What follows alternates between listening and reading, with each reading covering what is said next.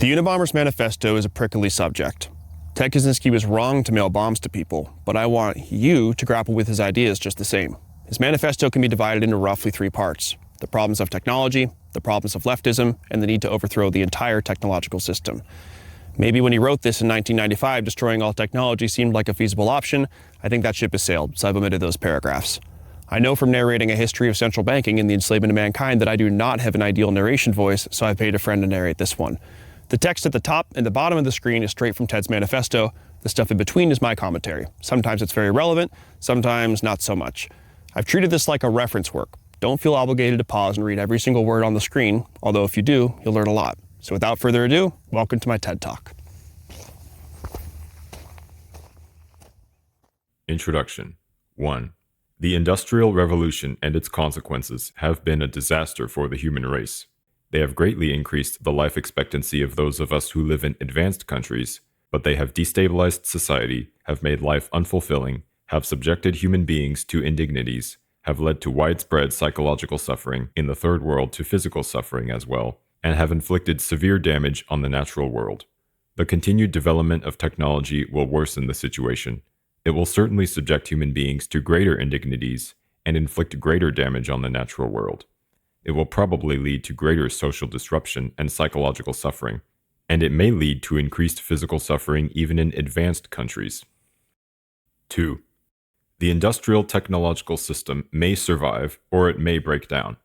If it survives, it may eventually achieve a low level of physical and psychological suffering, but only after passing through a long and very painful period of adjustment, and only at the cost of permanently reducing human beings and many other living organisms to engineered products and mere cogs in the social machine. Furthermore, if the system survives, the consequences will be inevitable. There is no way of reforming or modifying the system so as to prevent it from depriving people of dignity and autonomy. 3. If the system breaks down, the consequences will still be very painful. But the bigger the system grows, the more disastrous the results of its breakdown will be. So if it is to break down, it had best break down sooner rather than later. 4. We therefore advocate a revolution against the industrial system. This revolution may or may not make use of violence. It may be sudden, or it may be a relatively gradual process spanning a few decades. We can't predict any of that.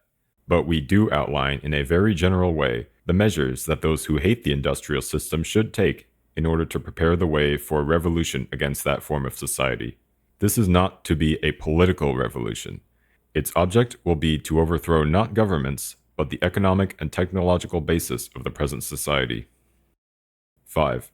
In this article, we give attention to only some of the negative developments that have grown out of the industrial technological system. Other such developments we mention only briefly or ignore altogether. This does not mean that we regard these other developments as unimportant. For practical reasons, we have to confine our discussion to areas that have received insufficient public attention or in which we have something new to say. For example, since there are well-developed environmental and wilderness movements, we have written very little about environmental degradation or the destruction of wild nature, even though we consider these to be highly important. The psychology of modern leftism. 6. Almost everyone will agree that we live in a deeply troubled society. One of the most widespread manifestations of the craziness of our world is leftism. So a discussion of the psychology of leftism can serve as an introduction to the discussion of the problems of modern society in general. 7. But what is leftism? During the first half of the 20th century, leftism could have been practically identified with socialism. Today, the movement is fragmented, and it is not clear who can properly be called a leftist. When we speak of leftists in this article, we have in mind mainly socialists, collectivists, politically correct types, feminists, gay and disability activists, animal rights activists, and the like. But not everyone who is associated with one of these movements is a leftist. What we are trying to get at in discussing leftism is not so much a movement or an ideology as a psychological type, or rather a collection of related types. Thus, what we mean by leftism will emerge more clearly in the course of our discussion of leftist psychology. Also, see paragraphs 227 through 230. 8. Even so, our conception of leftism will remain a good deal less clear than we would wish, but there doesn't seem to be any remedy for this. All we are trying to do here is indicate in a rough and approximate way the two psychological tendencies that we believe are the main driving force of modern leftism. We by no means claim to be telling the whole truth about leftist psychology. Also, our discussion is meant to apply to modern leftism only. We leave open the question of the extent to which our discussion could be applied to the leftists of the 19th and early 20th centuries. 9. The two psychological tendencies that underlie modern leftism we call feelings of inferiority and oversocialization. Feelings of inferiority are characteristic of modern leftism as a whole, while oversocialization is characteristic only of a certain segment of modern leftism, but this segment is highly influential. Feelings of inferiority. 10. By feelings of inferiority, we mean not only inferiority feelings in the strict sense, but a whole spectrum of related traits: low self-esteem, feelings of powerlessness, depressive tendencies, defeatism, guilt, self-hatred, etc. We argue that modern leftists tend to have some such feelings, possibly more or less repressed, and that these feelings are decisive in determining the direction of modern leftism. 11. When someone interprets as derogatory almost anything that is said about him, or about groups with whom he identifies, we conclude that he has inferiority feelings or low self-esteem. This tendency is pronounced among minority rights activists, whether or not they belong to the minority groups whose rights they defend. They are hypersensitive about the words used to designate minorities and about anything that is said concerning minorities. The terms Negro, Oriental, handicapped, or chick for an African, an Asian, a disabled person, or a woman originally had no derogatory connotation. Broad and chick were merely the feminine equivalents of guy, dude, or fellow. The negative connotations have been attached to these terms by the activists themselves. Some animal rights activists have gone so far as to reject the word pet and insist on its replacement by animal companion. Leftish anthropologists go to great lengths to avoid saying anything about primitive peoples that could conceivably be interpreted as negative. They want to replace the word primitive with non-literate. They seem almost paranoid about anything that might suggest that any primitive culture is inferior to our own. We do not mean to imply that primitive cultures are inferior to ours. We merely point out the hypersensitivity of leftish anthropologists. 12. Those who are most sensitive about politically incorrect terminology are not the average black ghetto dweller, Asian immigrant, abused woman, or disabled person, but a minority of activists, many of whom do not even belong to any oppressed group, but come from privileged strata of society. Political correctness has its stronghold among university professors, who have secure employment with comfortable salaries, and the majority of whom are heterosexual white males from middle to upper middle class families. 13. Many leftists have an intense identification with the problems of groups that have an image of being weak: women, defeated, American Indians, repellent, homosexuals, or otherwise inferior. The leftists themselves feel that these groups are inferior. They would never admit to themselves that they have such feelings, but it is precisely because they do see these groups as inferior that they identify with their problems. We do not mean to suggest that women, Indians, etc. are inferior. We are only making a point about leftist psychology. 14. Feminists are desperately anxious to prove that women are as strong and as capable as men. Clearly, they are nagged by a fear that women may not be as strong and as capable as men. 15. Leftists tend to hate anything that has an image of being strong, good, and successful.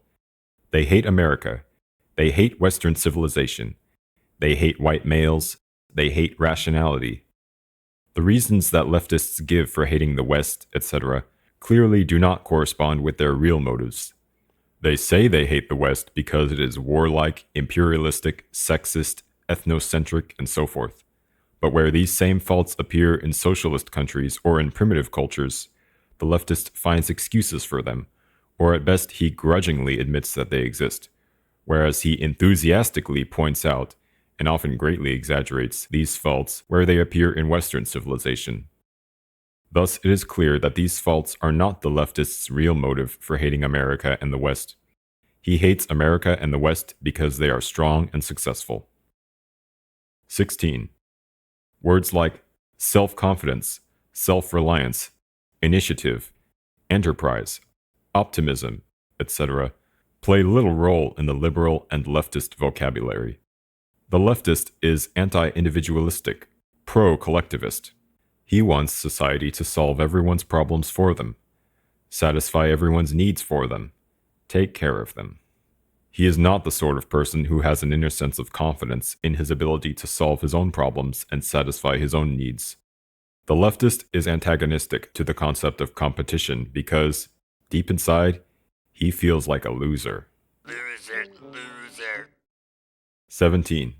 Art forms that appeal to modern leftish intellectuals tend to focus on sordidness, defeat, and despair, or else they take an orgiastic tone, throwing off rational control as if there were no hope of accomplishing anything through rational calculation, and all that was left was to immerse oneself in the sensation of the moment. 18. Modern leftish philosophers tend to dismiss reason, science, objective reality, and to insist that everything is culturally relative. It is true that one can ask serious questions about the foundations of scientific knowledge, and about how, if at all, the concept of objective reality can be defined. But it is obvious that modern leftish philosophers are not simply cool-headed logicians systematically analyzing the foundations of knowledge. They are deeply involved emotionally in their attack on truth and reality. They attack these concepts because of their own psychological needs. For one thing, their attack is an outlet for hostility, and, to the extent that it is successful, it satisfies the drive for power. More importantly, the leftist hates science and rationality because they classify certain beliefs as true, that is, successful, superior, and other beliefs as false, that is, failed, inferior. The leftist's feelings of inferiority run so deep that he cannot tolerate any classification of some things as successful or superior, and other things as failed or inferior. This also underlies the rejection by many leftists of the concept of mental illness and of the utility of IQ tests. Leftists are antagonistic to genetic explanations of human abilities or behavior because such explanations tend to make some persons appear superior or inferior to others. Leftists prefer to give society the credit or blame for an individual's ability or lack of it. Thus, if a person is inferior, it is not his fault, but society's, because he has not been brought up properly. 19. The leftist is not typically the kind of person whose feelings of inferiority make him a braggart, an egotist, a bully, a self-promoter, a ruthless competitor. This kind of person has not wholly lost faith in himself. He has a deficit in his sense of power and self-worth, but he can still conceive of himself as having the capacity to be strong, and his efforts to make himself strong produce his unpleasant behavior. But the leftist is too far gone for that. His feelings of inferiority are so ingrained that he cannot conceive of himself as individually strong and valuable, hence the collectivism of the leftist. He can feel strong only as a member of a large organization or a mass movement with which he identifies himself. 20. Notice the masochistic tendency of leftist tactics. Leftists protest by lying down in front of vehicles. They intentionally provoke police or racists to abuse them, etc. These tactics may often be effective, but many leftists use them not as a means to an end, but because they prefer masochistic tactics. Self-hatred is a leftist trait. 21. Leftists may claim that their activism is motivated by compassion or by moral principles, and moral principle does play a role for the leftist of the over-socialized type. But compassion and moral principle cannot be the main motives for leftist activism. Hostility is too prominent a component of leftist behavior. So is the drive for power. Moreover, much leftist behavior is not rationally calculated to be of benefit to the people whom the leftists claim to be trying to help. For example, if one believes that affirmative action is good for black people, does it make sense to demand affirmative action in hostile or dogmatic terms? Obviously, it would be more productive to take a diplomatic and conciliatory approach that would make at least verbal and symbolic concessions to white people who think that affirmative action discriminates against them. But leftist activists do not take such an approach because it would not satisfy their emotional needs. Helping black people is not their real goal. Instead, race problems serve as an excuse for them to express their own hostility and frustrated need for power. In doing so, they actually harm black people, because the activists' hostile attitude toward the white majority tends to intensify race hatred. 22.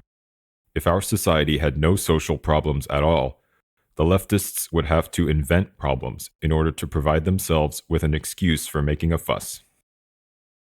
23. We emphasize that the foregoing does not pretend to be an accurate description of everyone who might be considered a leftist. It is only a rough indication of a general tendency of leftism. Oversocialization. 24. Psychologists use the term socialization to designate the process by which children are trained to think and act as society demands. A person is said to be well socialized if he believes in and obeys the moral code of his society and fits in well as a functioning part of that society. It may seem senseless to say that many leftists are oversocialized, since the leftist is perceived as a rebel. Nevertheless, the position can be defended. Many leftists are not such rebels as they seem. 25. The moral code of our society is so demanding that no one can think, feel, and act in a completely moral way. For example, we are not supposed to hate anyone, yet almost everyone hates somebody at some time or other, whether he admits it to himself or not. Some people are so highly socialized that the attempt to think, feel, and act morally imposes a severe burden on them. In order to avoid feelings of guilt, they continually have to deceive themselves about their own motives and find moral explanations for feelings and actions that, in reality, have a non-moral origin. We use the term oversocialized to describe such people. 26. Oversocialization can lead to low self-esteem, a sense of powerlessness, defeatism, guilt, etc. One of the most important means by which our society socializes children is by making them feel ashamed of behavior or speech that is contrary to society's expectations. If this is overdone, or if a particular child is especially susceptible to such feelings, he ends by feeling ashamed of himself. Moreover, the thought and the behavior of the oversocialized person are more restricted by society's expectations than are those of the lightly socialized person. The majority of people engage in a significant amount of naughty behavior. They lie, they commit petty thefts, they break traffic laws, they goof off at work, they hate someone, they say spiteful things, or they use some underhanded trick to get ahead of the other guy. The oversocialized person cannot do these things, or if he does do them, he generates in himself a sense of shame and self-hatred. The oversocialized person cannot even experience, without guilt, thoughts or feelings that are contrary to the accepted morality. He cannot think unclean thoughts. And socialization is not just a matter of morality. We are socialized to conform to many norms of behavior that do not fall under the heading of morality.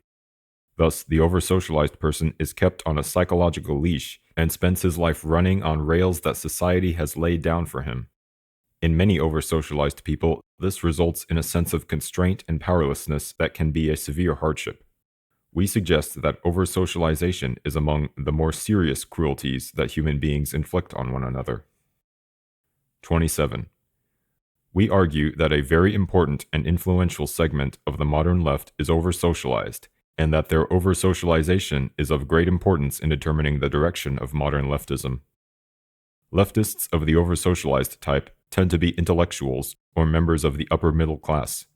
Notice that university intellectuals constitute the most highly socialized segment of our society, and also the most left-wing segment. 28. The leftist of the oversocialized type tries to get off his psychological leash and assert his autonomy by rebelling. But usually, he is not strong enough to rebel against the most basic values of society. Generally speaking, the goals of today's leftists are not in conflict with the accepted morality. On the contrary, the left takes an accepted moral principle, adopts it as its own, and then accuses mainstream society of violating that principle. Examples: racial equality, equality of the sexes, helping poor people, peace as opposed to war, nonviolence generally, freedom of expression, kindness to animals. More fundamentally, the duty of the individual to serve society and the duty of society to take care of the individual. All these have been deeply rooted values of our society, or at least of its middle and upper classes, for a long time. These values are explicitly or implicitly expressed or presupposed in most of the material presented to us by the mainstream communications media and the educational system. Leftists, especially those of the over-socialized type, usually do not rebel against these principles, but justify their hostility to society by claiming, with some degree of truth, that society is not living up to these principles. 29. Here is an illustration of the way in which the over-socialized leftist shows his real attachment to the conventional attitudes of our society while pretending to be in rebellion against it. Many leftists push for affirmative action, for moving black people into high-prestige jobs, for improving education in black schools and more money for such schools. The way of life of the black underclass they regard as a social disgrace. They want to integrate the black man into the system, make him a business executive, a lawyer, a scientist, just like upper-middle-class white people. The leftists will reply that the last thing they want is to make the black man into a copy of the white man.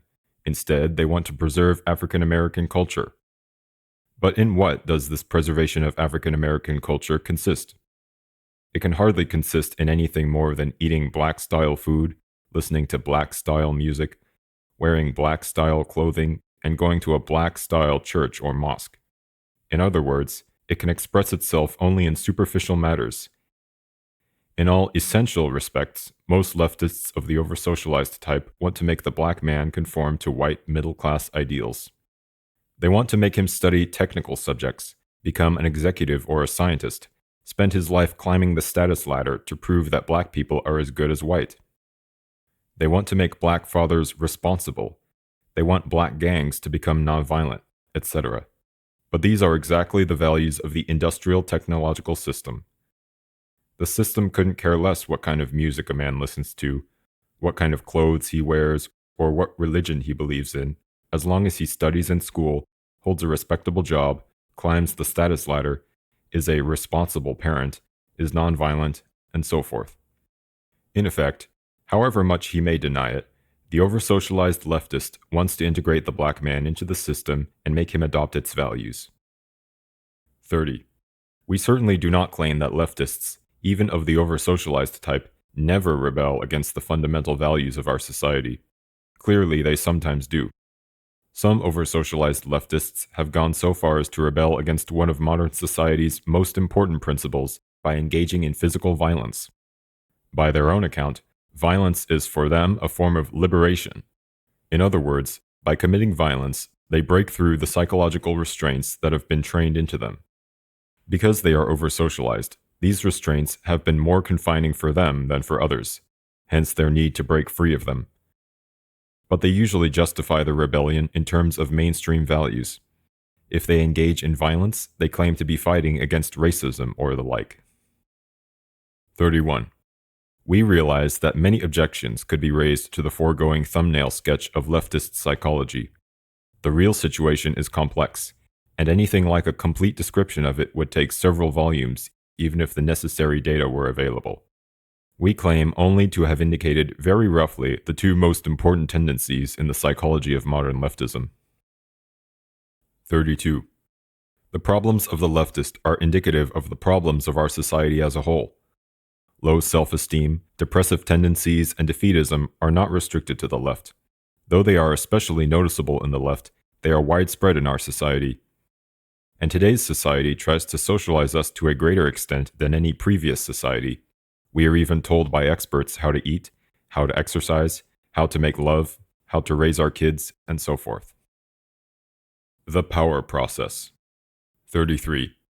Human beings have a need, probably based in biology, for something that we will call the power process. This is closely related to the need for power, which is widely recognized, but is not quite the same thing. The power process has 4 elements. The three most clear-cut of these we call goal, effort, and attainment of goal. Everyone needs to have goals whose attainment requires effort, and needs to succeed in attaining at least some of his goals. The fourth element is more difficult to define and may not be necessary for everyone. We call it autonomy, and we'll discuss it later. Paragraphs 42 through 44. 34. Consider the hypothetical case of a man who can have anything he wants just by wishing for it.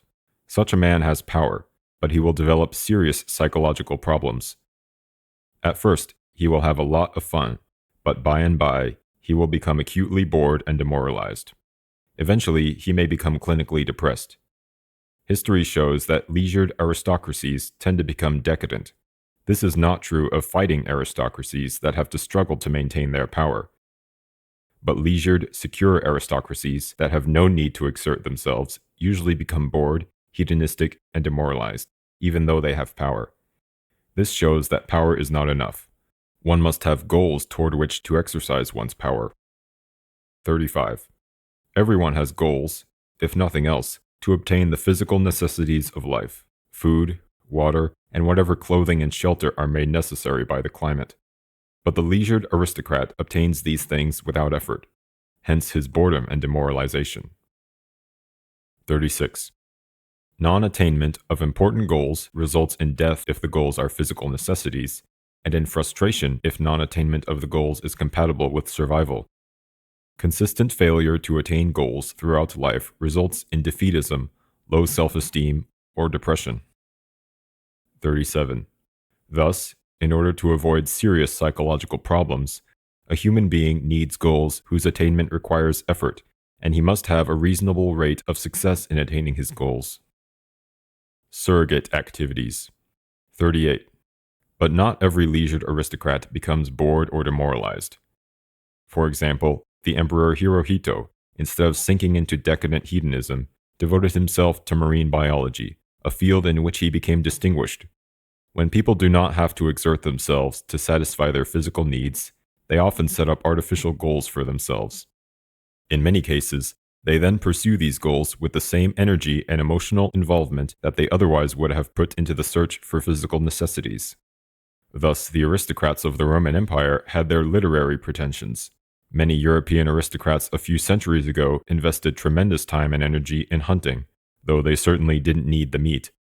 Other aristocracies have competed for status through elaborate displays of wealth, and a few aristocrats, like Hirohito, have turned to science.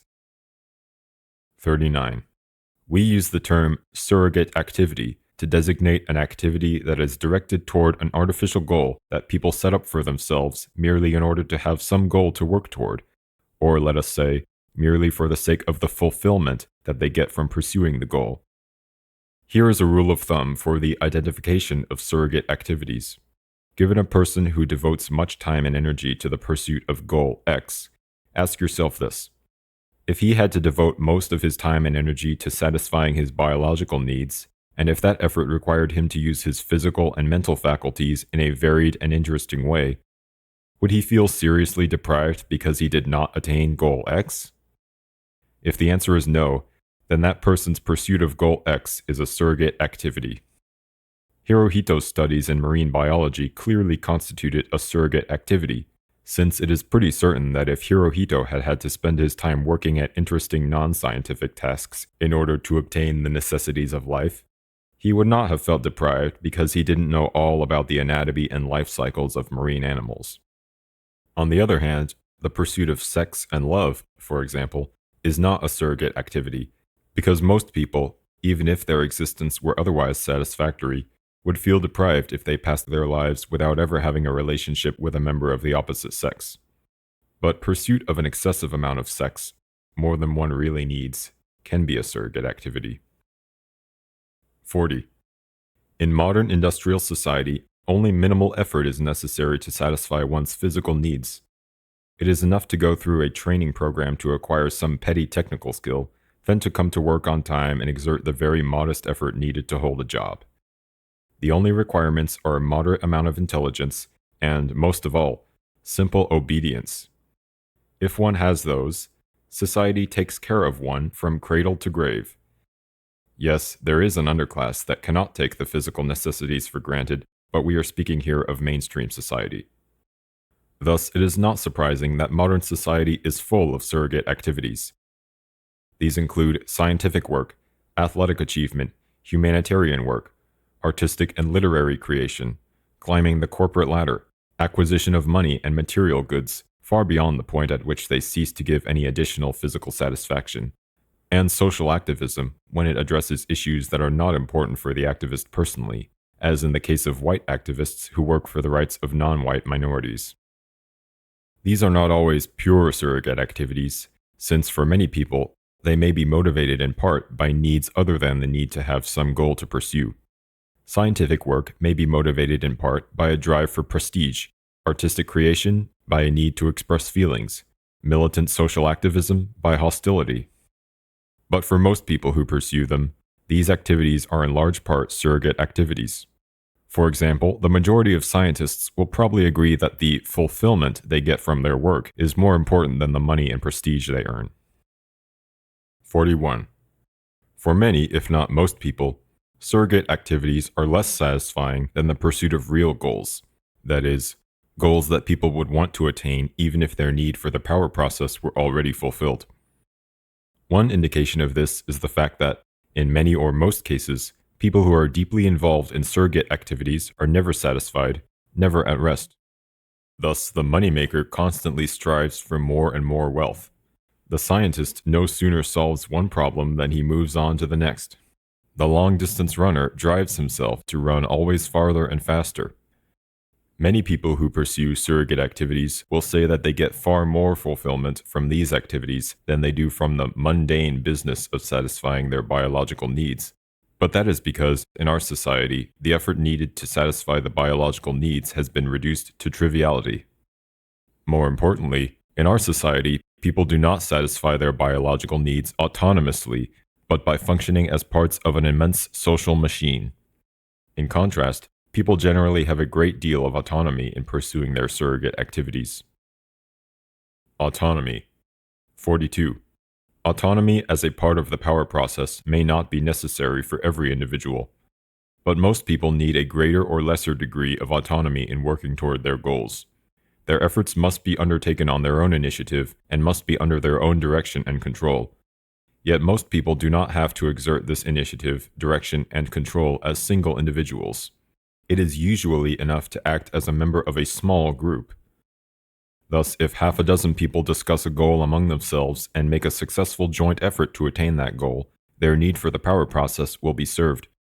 But if they work under rigid orders handed down from above that leave them no room for autonomous decision and initiative, then their need for the power process will not be served.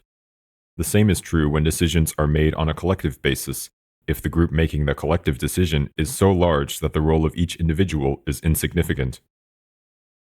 43. It is true that some individuals seem to have little need for autonomy. Either their drive for power is weak, or they satisfy it by identifying themselves with some powerful organization to which they belong. And then there are unthinking animal types who seem to be satisfied with a purely physical sense of power, the good combat soldier who gets his sense of power by developing fighting skills that he is quite content to use in blind obedience to his superiors. 44. But for most people, it is through the power process, having a goal, making an autonomous effort, and attaining the goal, that self-esteem, self-confidence, and a sense of power are acquired. When one does not have adequate opportunity to go through the power process, the consequences are, depending on the individual and on the way the power process is disrupted, boredom, demoralization, low self-esteem, inferiority feelings, defeatism, depression, anxiety, guilt, frustration, hostility, spouse or child abuse, insatiable hedonism, abnormal sexual behavior, sleep disorders, eating disorders, etc. Sources of social problems. 45. Any of the foregoing symptoms can occur in any society, but in modern industrial society, they are present on a massive scale. We aren't the first to mention that the world today seems to be going crazy. This sort of thing is not normal for human societies. There is good reason to believe that primitive man suffered from less stress and frustration and was better satisfied with his way of life than modern man is. It is true that not all was sweetness and light in primitive societies. Abuse of women was common among the Australian Aborigines. Transsexuality was fairly common among some of the American Indian tribes. But it does appear that, generally speaking, the kinds of problems that we have listed in the preceding paragraph were far less common among primitive peoples than they are in modern society. 46. We attribute the social and psychological problems of modern society to the fact that that society requires people to live under conditions radically different from those under which the human race evolved, and to behave in ways that conflict with the patterns of behavior that the human race developed while living under the earlier conditions. It is clear from what we have already written that we consider lack of opportunity to properly experience the power process as the most important of the abnormal conditions to which modern society subjects people. But it is not the only one. Before dealing with disruption of the power process as a source of social problems, we will discuss some of the other sources. 47. Among the abnormal conditions present in modern industrial society are excessive density of population, isolation of man from nature, excessive rapidity of social change, and the breakdown of natural small-scale communities such as the extended family, the village, or the tribe. 48. It is well known that crowding increases stress and aggression. The degree of crowding that exists today and the isolation of man from nature are consequences of technological progress. All pre-industrial societies were predominantly rural. The Industrial Revolution vastly increased the size of cities and the proportion of the population that lives in them, and modern agricultural technology has made it possible for the Earth to support a far denser population than it ever did before. Also, technology exacerbates the effects of crowding because it puts increased disruptive powers in people's hands. For example, a variety of noise-making devices, power mowers, radios, motorcycles, etc. If the use of these devices is unrestricted, people who want peace and quiet are frustrated by the noise. If their use is restricted, people who use the devices are frustrated by the regulations. But if these machines had never been invented, there would have been no conflict and no frustration generated by them. 49. For primitive societies, the natural world, which usually changes only slowly, provided a stable framework and therefore a sense of security. In the modern world, it is human society that dominates nature rather than the other way around, and modern society changes very rapidly owing to technological change. Thus, there is no stable framework. 50. The conservatives are fools. They whine about the decay of traditional values, yet they enthusiastically support technological progress and economic growth. Apparently, it never occurs to them that you can't make rapid, drastic changes in the technology and the economy of a society without causing rapid changes in all other aspects of the society as well, and that such rapid changes inevitably break down traditional values. 51. The breakdown of traditional values to some extent implies the breakdown of the bonds that hold together traditional small-scale social groups. The disintegration of small-scale social groups is also promoted by the fact that modern conditions often require or tempt individuals to move to new locations, separating themselves from their communities. Beyond that, a technological society has to weaken family ties and local communities if it is to function efficiently. In modern society, an individual's loyalty must be first to the system and only secondarily to a small-scale community, because if the internal loyalties of small-scale communities were stronger than loyalty to the system, such communities would pursue their own advantage at the expense of the system. 52. Suppose that a public official or a corporation executive appoints his cousin, his friend, or his co-religionist to a position rather than appointing the person best qualified for the job. He has permitted personal loyalty to supersede his loyalty to the system, and that is nepotism or discrimination, both of which are terrible sins in modern society. Would-be industrial societies that have done a poor job of subordinating personal or local loyalties to loyalty to the system are usually very inefficient. Look at Latin America. Thus, an advanced industrial society can tolerate only those small-scale communities that are emasculated, tamed, and made into tools of the system. 53.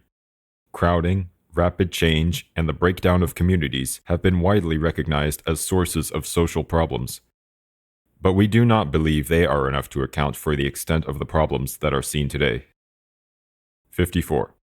A few pre-industrial cities were very large and crowded, yet their inhabitants do not seem to have suffered from psychological problems to the same extent as modern man. In America today, there still are uncrowded rural areas, and we find there the same problems as in urban areas, though the problems tend to be less acute in the rural areas. Thus, crowding does not seem to be the decisive factor. 55. On the growing edge of the American frontier during the 19th century, the mobility of the population probably broke down extended families and small-scale social groups to at least the same extent as these are broken down today. In fact, many nuclear families lived by choice in such isolation, having no neighbors within several miles, that they belonged to no community at all, yet they do not seem to have developed problems as a result. 56. Furthermore, change in American frontier society was very rapid and deep. A man might be born and raised in a log cabin, outside the reach of law and order, and fed largely on wild meat, and by the time he arrived at old age, he might be working at a regular job and living in an ordered community with effective law enforcement. This was a deeper change than that which typically occurs in the life of a modern individual, yet it does not seem to have led to psychological problems. In fact, 19th century American society had an optimistic and self-confident tone, quite unlike that of today's society. 57. The difference, we argue, is that modern man has the sense, largely justified, that change is imposed on him, whereas the 19th century frontiersman had the sense, also largely justified, that he created change himself by his own choice. Thus, a pioneer settled on a piece of land of his own choosing and made it into a farm through his own effort. In those days, an entire county might have only a couple of hundred inhabitants, and was a far more isolated and autonomous entity than a modern county is. Hence, the pioneer farmer participated as a member of a relatively small group in the creation of a new, ordered community. One may well question whether the creation of this community was an improvement, but at any rate, it satisfied the pioneer's need for the power process. 58. It would be possible to give other examples of societies in which there has been rapid change and/or lack of close community ties without the kind of massive behavioral aberration that is seen in today's industrial society. We contend that the most important cause of social and psychological problems in modern society is the fact that people have insufficient opportunity to go through the power process in a normal way. We don't mean to say that modern society is the only one in which the power process has been disrupted. Probably most, if not all, civilized societies have interfered with the power process to a greater or lesser extent.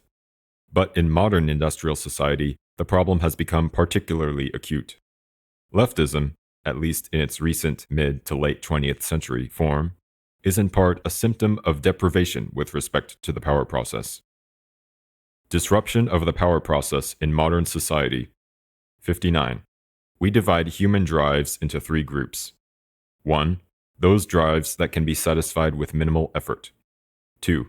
Those that can be satisfied, but only at the cost of serious effort. 3. Those that cannot be adequately satisfied no matter how much effort one makes.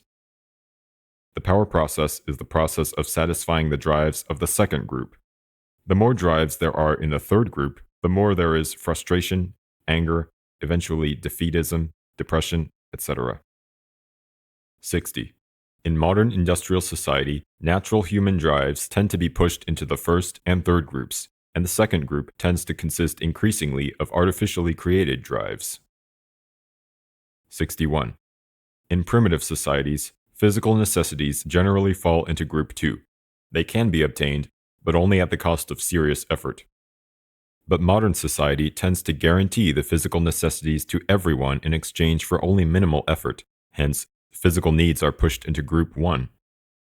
There may be disagreement about whether the effort needed to hold a job is minimal, but usually, in lower to middle level jobs, whatever effort is required is merely that of obedience. You sit or stand where you are told to sit or stand, and do what you are told in the way you are told to do it. Seldom do you have to exert yourself seriously, and in any case you have hardly any autonomy in work, so that the need for the power process is not well served. 62. Social needs, such as sex, love, and status, often remain in Group 2 in modern society, depending on the situation of the individual. But, except for people who have a particularly strong drive for status, The effort required to fulfill the social drives is insufficient to satisfy adequately the need for the power process. 63. So certain artificial needs have been created that fall into Group 2, hence serve the need for the power process. Advertising and marketing techniques have been developed that make many people feel they need things that their grandparents never desired or even dreamed of. It requires serious effort to earn enough money to satisfy these artificial needs, hence they fall into Group 2, but see paragraphs 80 through 82. Modern man must satisfy his need for the power process largely through pursuit of the artificial needs created by the advertising and marketing industry and through surrogate activities. 64. It seems that for many people, maybe the majority, these artificial forms of the power process are insufficient. A theme that appears repeatedly in the writings of the social critics of the second half of the 20th century is the sense of purposelessness that afflicts many people in modern society. This purposelessness is often called by other names such as anomic or middle-class vacuity. We suggest that the so-called identity crisis is actually a search for a sense of purpose, often for commitment to a suitable surrogate activity. It may be that existentialism is in large part a response to the purposelessness of modern life. Very widespread in modern society is the search for fulfillment, but we think that for the majority of people, an activity whose main goal is fulfillment, that is, a surrogate activity, does not bring completely satisfactory fulfillment. In other words, it does not fully satisfy the need for the power process. See paragraph 41. That need can be fully satisfied only through activities that have some external goal, such as physical necessities, sex, love, status, revenge, etc. 65. Moreover, where goals are pursued through earning money, climbing the status ladder, or functioning as part of the system in some other way, most people are not in a position to pursue their goals autonomously. Most workers are someone else's employee, and, as we pointed out in paragraph 61, must spend their days doing what they are told to do in the way they are told to do it. Even people who are in business for themselves have only limited autonomy. It is a chronic complaint of small business persons and entrepreneurs that their hands are tied by excessive government regulation. Some of these regulations are doubtless unnecessary, but for the most part, government regulations are essential and inevitable parts of our extremely complex society. A large portion of small business today operates on the franchise system. It was reported in the Wall Street Journal a few years ago that many of the franchise-granting companies require applicants for franchises to take a personality test that is designed to exclude those who have creativity and initiative, because such persons are not sufficiently docile to go along obediently with the franchise system. This excludes from small business many of the people who most need autonomy. 66. Today, people live more by virtue of what the system does for them or to them than by virtue of what they do for themselves. And what they do for themselves is done more and more along channels laid down by the system. Opportunities tend to be those that the system provides. The opportunities must be exploited in accord with rules and regulations, and techniques prescribed by experts must be followed if there is to be a chance of success. 67. Thus, the power process is disrupted in our society through a deficiency of real goals and a deficiency of autonomy in the pursuit of goals. But it is also disrupted because of those human drives that fall into Group 3, the drives that one cannot adequately satisfy no matter how much effort one makes. One of these drives is the need for security. Our lives depend on decisions made by other people. We have no control over these decisions, and usually we do not even know the people who make them. We live in a world in which relatively few people, maybe 500 or 1,000, make the important decisions. Philip B. Hayman of Harvard Law School, quoted by Anthony Lewis, New York Times, April 21, 1995. Our lives depend on whether safety standards at a nuclear power plant are properly maintained, on how much pesticide is allowed to get into our food or how much pollution into our air, on how skillful or incompetent our doctor is. Whether we lose or get a job may depend on decisions made by government economists or corporation executives, and so forth. Most individuals are not in a position to secure themselves against these threats to more than a very limited extent. The individual's search for security is therefore frustrated, which leads to a sense of powerlessness. 68. It may be objected that primitive man is physically less secure than modern man, as is shown by his shorter life expectancy. Hence, modern man suffers from less, not more, than the amount of insecurity that is normal for human beings. But psychological security does not closely correspond with physical security. What makes us feel secure is not so much objective security as a sense of confidence in our ability to take care of ourselves. Primitive man, threatened by a fierce animal or by hunger, can fight in self-defense or travel in search of food. He has no certainty of success in these efforts, but he is by no means helpless against the things that threaten him. The modern individual, on the other hand, is threatened by many things against which he is helpless: nuclear accidents, carcinogens in food, environmental pollution, war, increasing taxes, invasion of his privacy by large organizations, nationwide social or economic phenomena that may disrupt his way of life. 69. It is true that primitive man is powerless against some of the things that threaten him, disease, for example, but he can accept the risk of disease stoically. It is part of the nature of things. It is no one's fault, unless it is the fault of some imaginary, impersonal demon. But threats to the modern individual tend to be man-made. They are not the results of chance, but are imposed on him by other persons whose decisions he, as an individual, is unable to influence. Consequently, he feels frustrated, humiliated, and angry. 70. Thus, primitive man, for the most part, has his security in his own hands, either as an individual or as a member of a small group, whereas the security of modern man is in the hands of persons or organizations that are too remote or too large for him to be able personally to influence them. So modern man's drive for security tends to fall into groups 1 and 3. In some areas, food, shelter, etc., his security is assured at the cost of only trivial effort, whereas in other areas he cannot attain security. The foregoing greatly simplifies the real situation, but it does indicate in a rough, general way how the condition of modern man differs from that of primitive man. 71. People have many transitory drives or impulses that are necessarily frustrated in modern life, hence fall into group 3.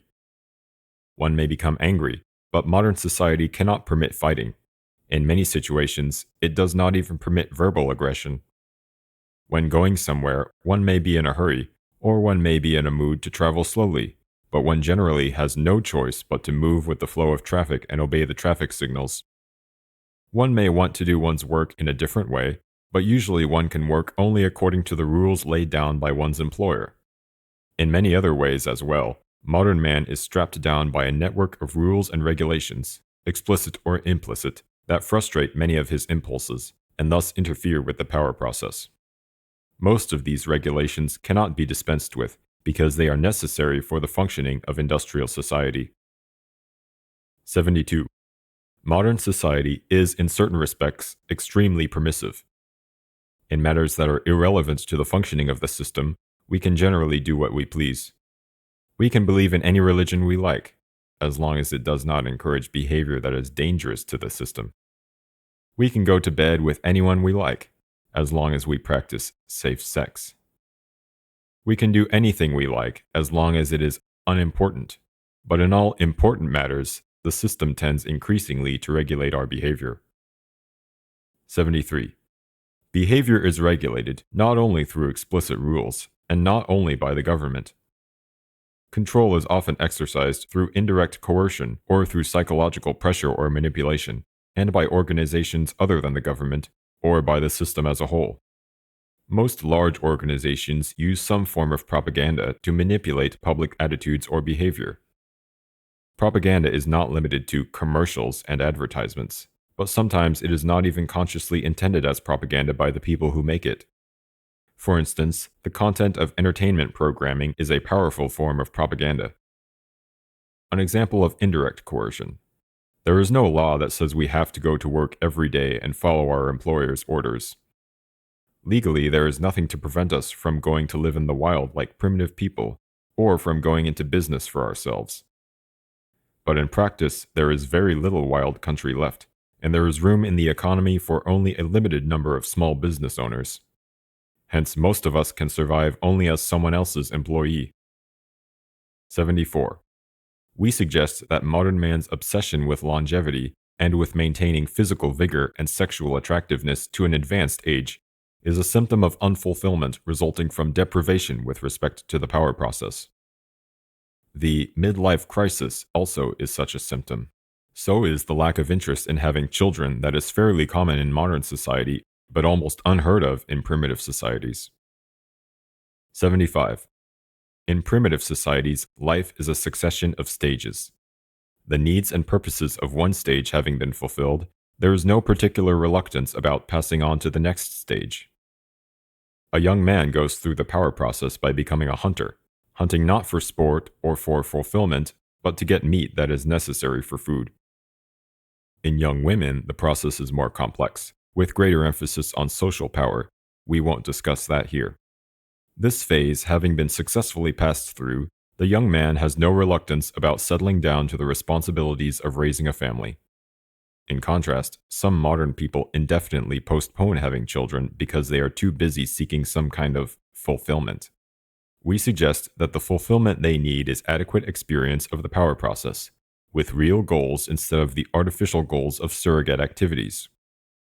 Again, having successfully raised his children, going through the power process by providing them with the physical necessities, the primitive man feels that his work is done and he is prepared to accept old age, if he survives that long, and death. Many modern people, on the other hand, are disturbed by the prospect of physical deterioration and death, as is shown by the amount of effort they expend trying to maintain their physical condition, appearance, and health. We argue that this is due to unfulfillment resulting from the fact that they have never put their physical powers to any practical use, have never gone through the power process using their bodies in a serious way. It is not the primitive man, who has used his body daily for practical purposes, who fears the deterioration of age, but the modern man, who has never had a practical use for his body beyond walking from his car to his house. It is the man whose need for the power process has been satisfied during his life who is best prepared to accept the end of that life. 76. In response to the arguments of this section, someone will say, society must find a way to give people the opportunity to go through the power process. For such people, the value of the opportunity is destroyed by the very fact that society gives it to them. What they need is to find or make their own opportunities. As long as the system gives them their opportunities, it still has them on a leash. To attain autonomy, they must get off that leash. How some people adjust. 77. Not everyone in industrial technological society suffers from psychological problems. Some people even profess to be quite satisfied with society as it is. We now discuss some of the reasons why people differ so greatly in their response to modern society. 78. First, there doubtless are differences in the strength of the drive for power. Individuals with a weak drive for power may have relatively little need to go through the power process, or at least relatively little need for autonomy in the power process. These are docile types who would have been happy as plantation darkies in the Old South. We don't mean to sneer at the plantation darkies of the Old South. To their credit, most of the slaves were not content with their servitude. We do sneer at people who are content with servitude. 79. Some people may have some exceptional drive, in pursuing which they satisfy their need for the power process. For example, those who have an unusually strong drive for social status may spend their whole lives climbing the status ladder without ever getting bored with that game. 80. People vary in their susceptibility to advertising and marketing techniques. You're level 7 susceptible. Some are so susceptible that, even if they make a great deal of money, they cannot satisfy their constant craving for the shiny new toys that the marketing industry dangles before their eyes. So they always feel hard-pressed financially, even if their income is large, and their cravings are frustrated. 81.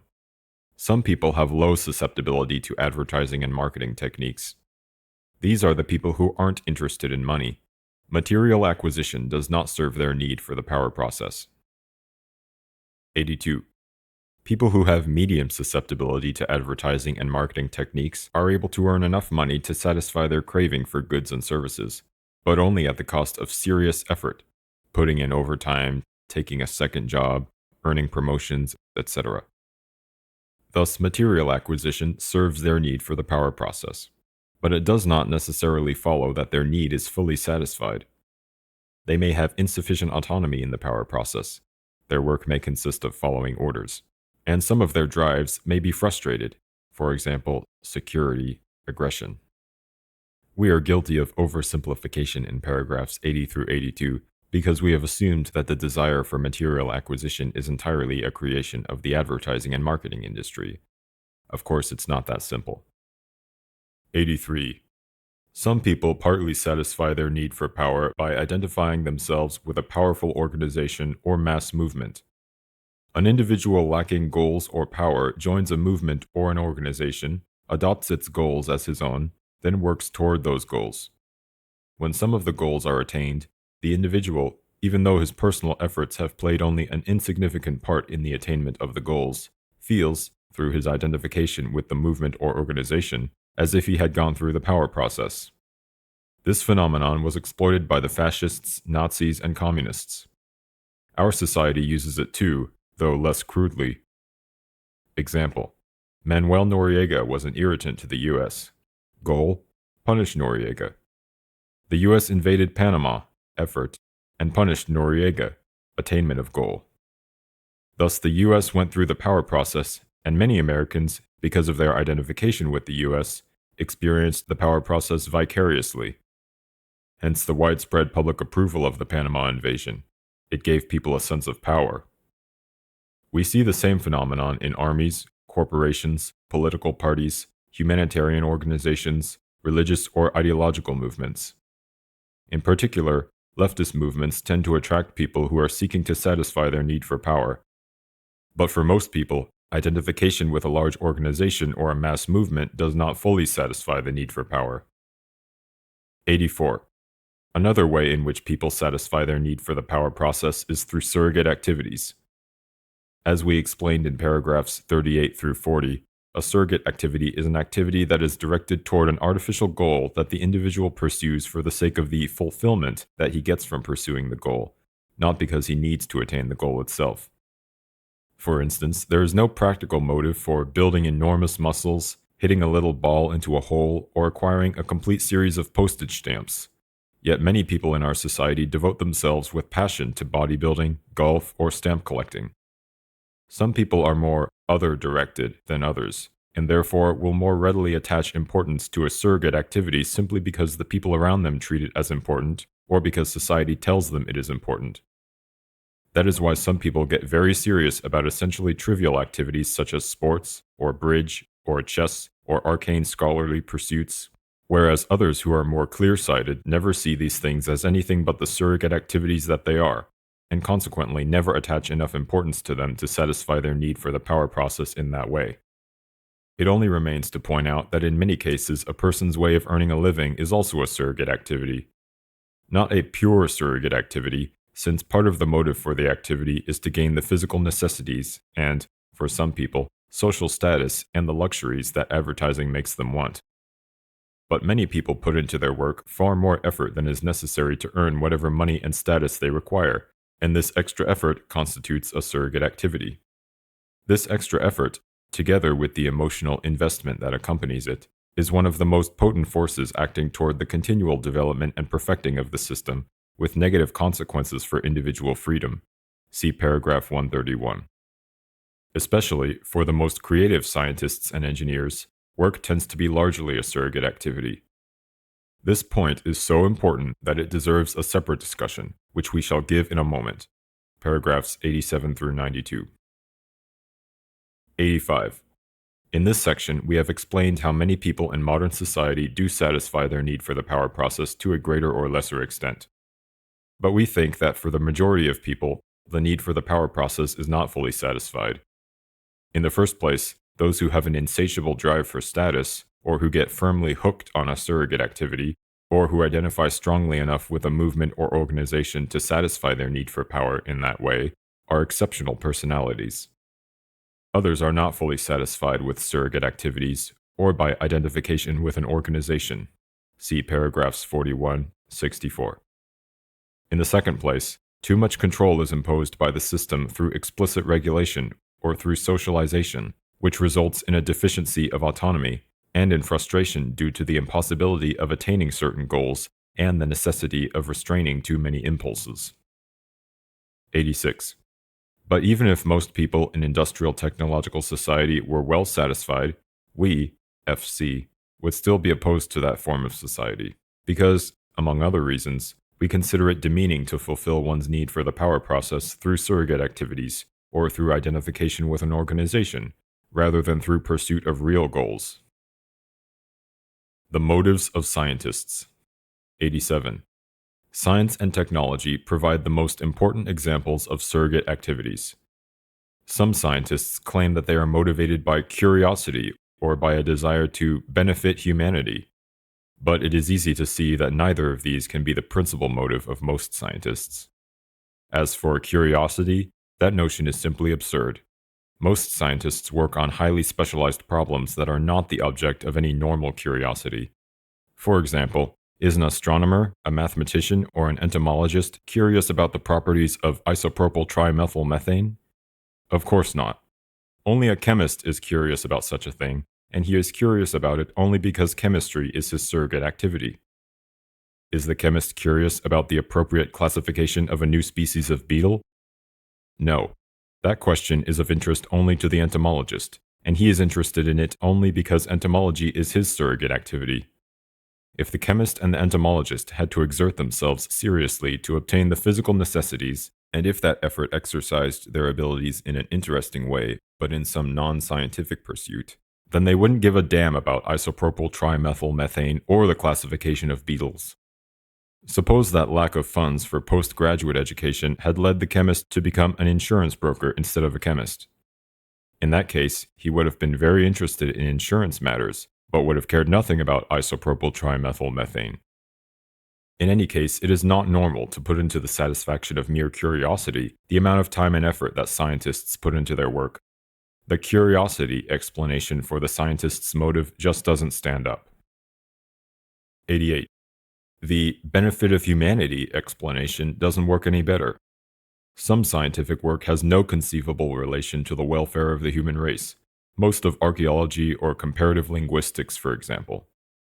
Some other areas of science present obviously dangerous possibilities, yet scientists in these areas are just as enthusiastic about their work as those who develop vaccines or study air pollution. Consider the case of Dr. Edward Teller, who had an obvious emotional involvement in promoting nuclear power plants. Did this involvement stem from a desire to benefit humanity? If so, then why didn't Dr. Teller get emotional about other humanitarian causes? If he was such a humanitarian, then why did he help to develop the H-bomb? As with many other scientific advancements, it is very much open to question whether nuclear power plants actually do benefit humanity. Does the cheap electricity outweigh the accumulating waste and the risk of accidents? Dr. Teller saw only one side of the question.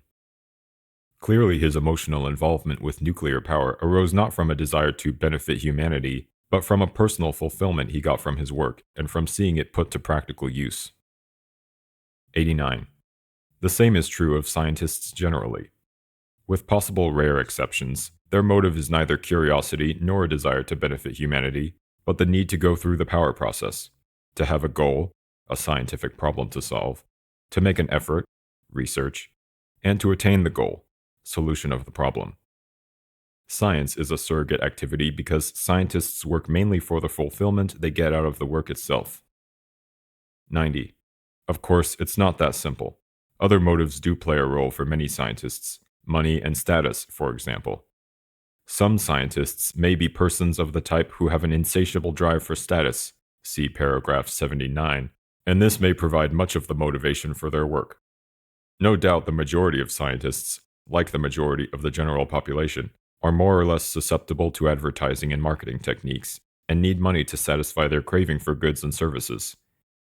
Thus, science is not a pure surrogate activity, but it is in large part a surrogate activity. 91. Also, science and technology constitute a power mass movement, and many scientists gratify their need for power through identification with this mass movement. See paragraph 83.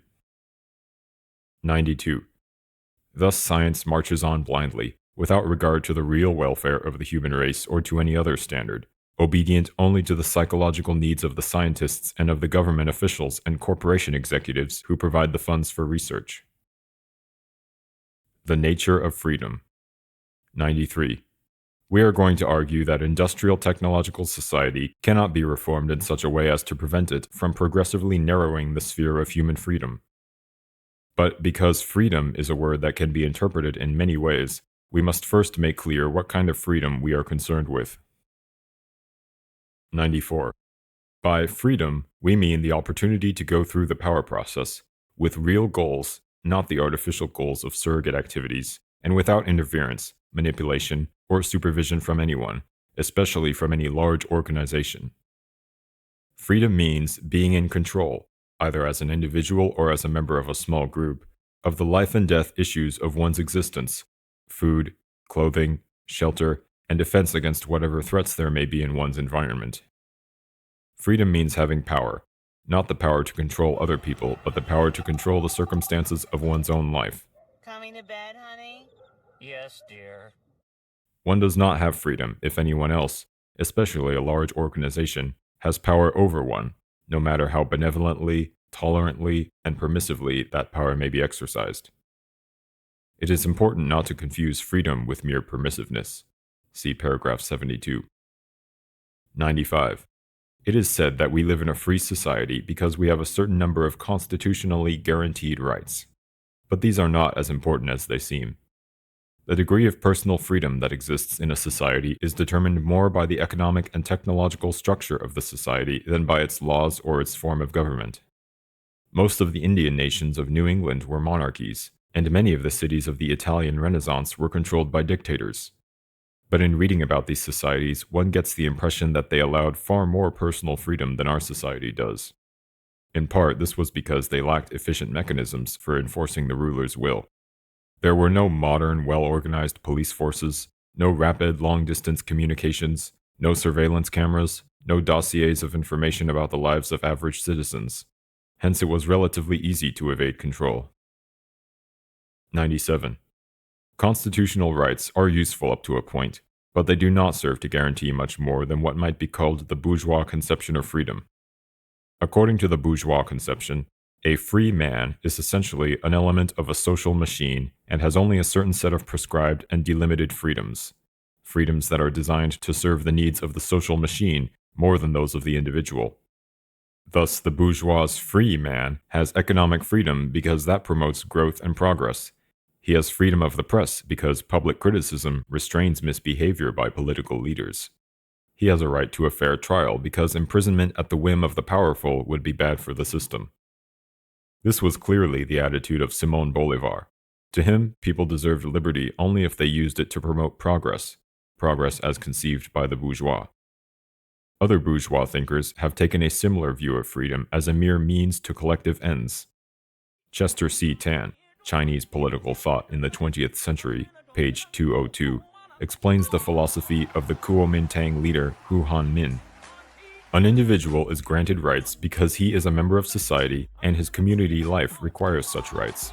By community, Hu meant the whole society of the nation.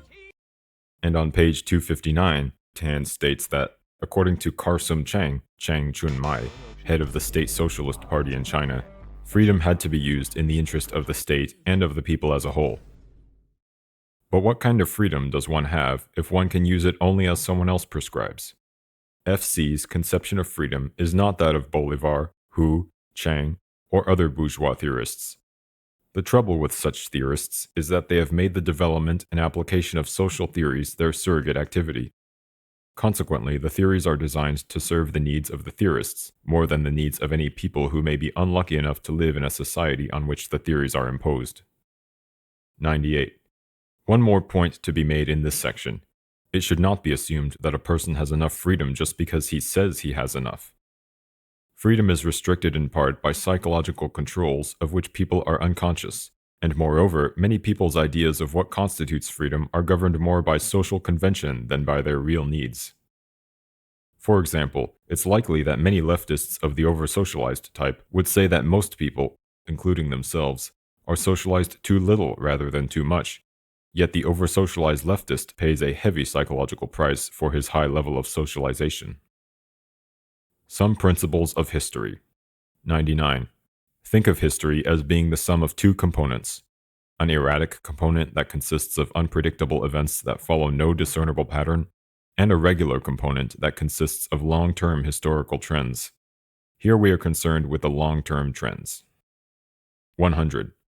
First principle. If a small change is made that affects a long-term historical trend, then the effect of that change will almost always be transitory. The trend will soon revert to its original state. Example. A reform movement designed to clean up political corruption in a society rarely has more than a short-term effect. Sooner or later, the reformers relax and corruption creeps back in. The level of political corruption in a given society tends to remain constant, or to change only slowly with the evolution of the society. Normally, a political cleanup will be permanent only if accompanied by widespread social changes. A small change in the society won't be enough. If a small change in a long-term historical trend appears to be permanent, it is only because the change acts in the direction in which the trend is already moving, so that the trend is not altered, but only pushed a step ahead. 101.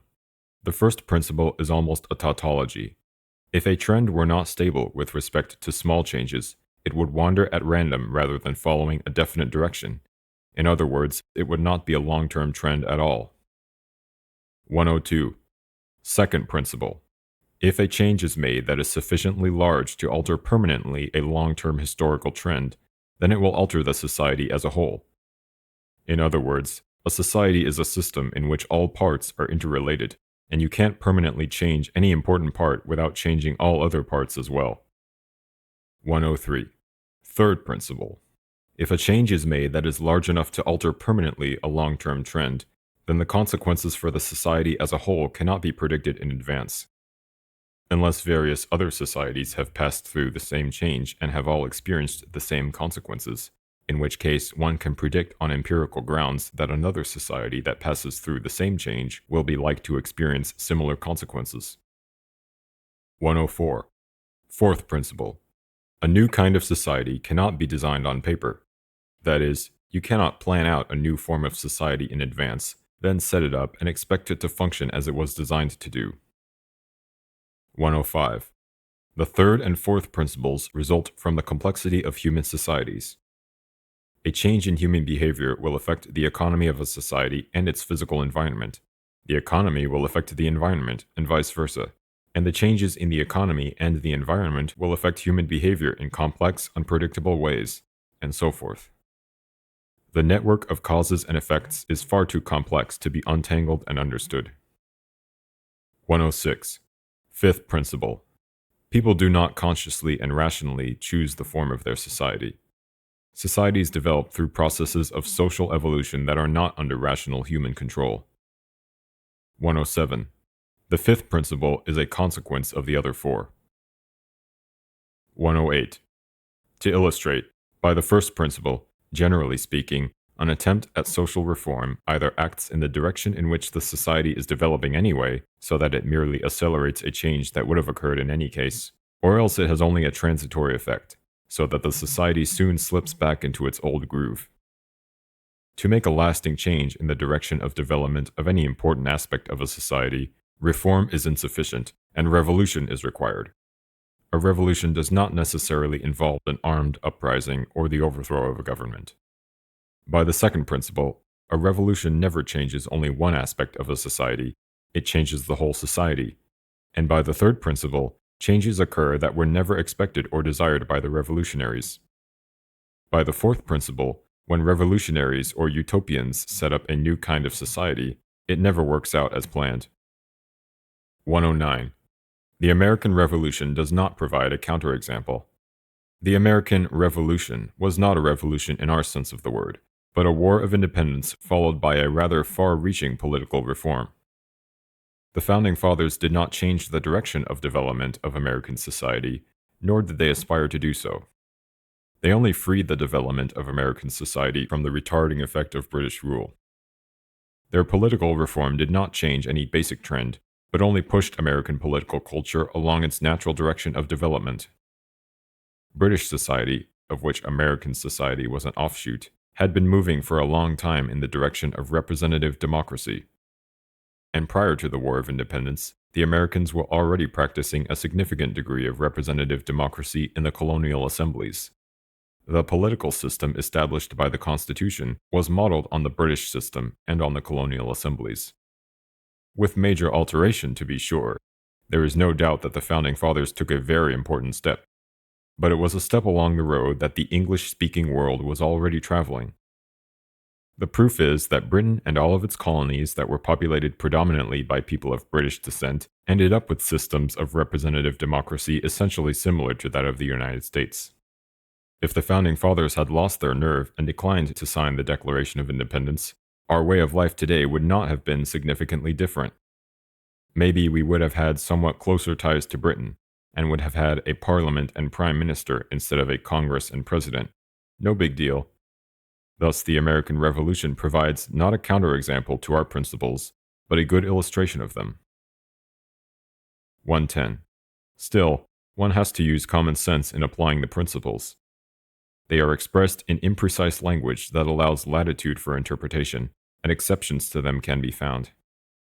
So we present these principles not as inviolable laws, but as rules of thumb, or guides to thinking, that may provide a partial antidote to naive ideas about the future of society.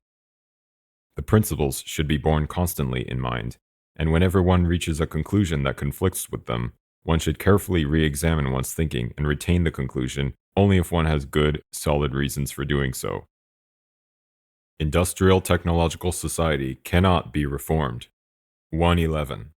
The foregoing principles help to show how hopelessly difficult it would be to reform the industrial system in such a way as to prevent it from progressively narrowing our sphere of freedom. There has been a consistent tendency, going back at least to the Industrial Revolution, for technology to strengthen the system at a high cost in individual freedom and local autonomy. Hence, any change designed to protect freedom from technology would be contrary to a fundamental trend in the development of our society. Consequently, such a change either would be a transitory one, soon swamped by the tide of history, or, if large enough to be permanent, would alter the nature of our whole society. This by the first and second principles. Moreover, since society would be altered in a way that could not be predicted in advance, third principle, there would be great risk. Changes large enough to make a lasting difference in favor of freedom would not be initiated because it would be realized that they would gravely disrupt the system. So any attempts at reform would be too timid to be effective. Even if changes large enough to make a lasting difference were initiated, they would be retracted when their disruptive effects became apparent. Thus, permanent changes in favor of freedom could be brought about only by persons prepared to accept radical, dangerous, and unpredictable alteration of the entire system. In other words, by revolutionaries, not reformers. 112. People anxious to rescue freedom without sacrificing the supposed benefits of technology will suggest naive schemes for some new form of society that would reconcile freedom with technology. Apart from the fact that people who make such suggestions seldom propose any practical means by which the new form of society could be set up in the first place, it follows from the fourth principle that even if the new form of society could be once established, it either would collapse or would give results very different from those expected. 113. So even on very general grounds, it seems highly improbable that any way of changing society could be found that would reconcile freedom with modern technology. In the next few sections, we will give more specific reasons for concluding that freedom and technological progress are incompatible. Restriction of freedom is unavoidable in industrial society. 114. As explained in paragraphs 65 through 67, 70 through 73, modern man is strapped down by a network of rules and regulations, and his fate depends on the actions of persons remote from him whose decisions he cannot influence.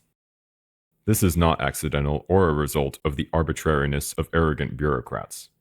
It is necessary and inevitable in any technologically advanced society. The system has to regulate human behavior closely in order to function. At work, people have to do what they are told to do, otherwise production would be thrown into chaos. Bureaucracies have to be run according to rigid rules. To allow any substantial personal discretion to lower-level bureaucrats would disrupt the system and lead to charges of unfairness due to differences in the way individual bureaucrats exercised their discretion. It is true that some restrictions on our freedom could be eliminated, but generally speaking, the regulation of our lives by large organizations is necessary for the functioning of industrial technological society. The result is a sense of powerlessness on the part of the average person. It may be, however, that formal regulations will tend increasingly to be replaced by psychological tools that make us want to do what the system requires of us. Propaganda, educational techniques, mental health programs, etc. 115.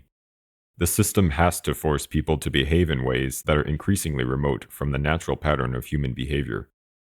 For example, the system needs scientists, mathematicians, and engineers. It can't function without them. So heavy pressure is put on children to excel in these fields. It isn't natural for an adolescent human being to spend the bulk of his time sitting at a desk absorbed in study. A normal adolescent wants to spend his time in active contact with the real world. Among primitive peoples, the things that children are trained to do tend to be in reasonable harmony with natural human impulses. Among the American Indians, for example, boys were trained in active outdoor pursuits, just the sort of thing that boys like. But in our society, children are pushed into studying technical subjects, which most do grudgingly. 116. Because of the constant pressure that the system exerts to modify human behavior, there is a gradual increase in the number of people who cannot or will not adjust to society's requirements.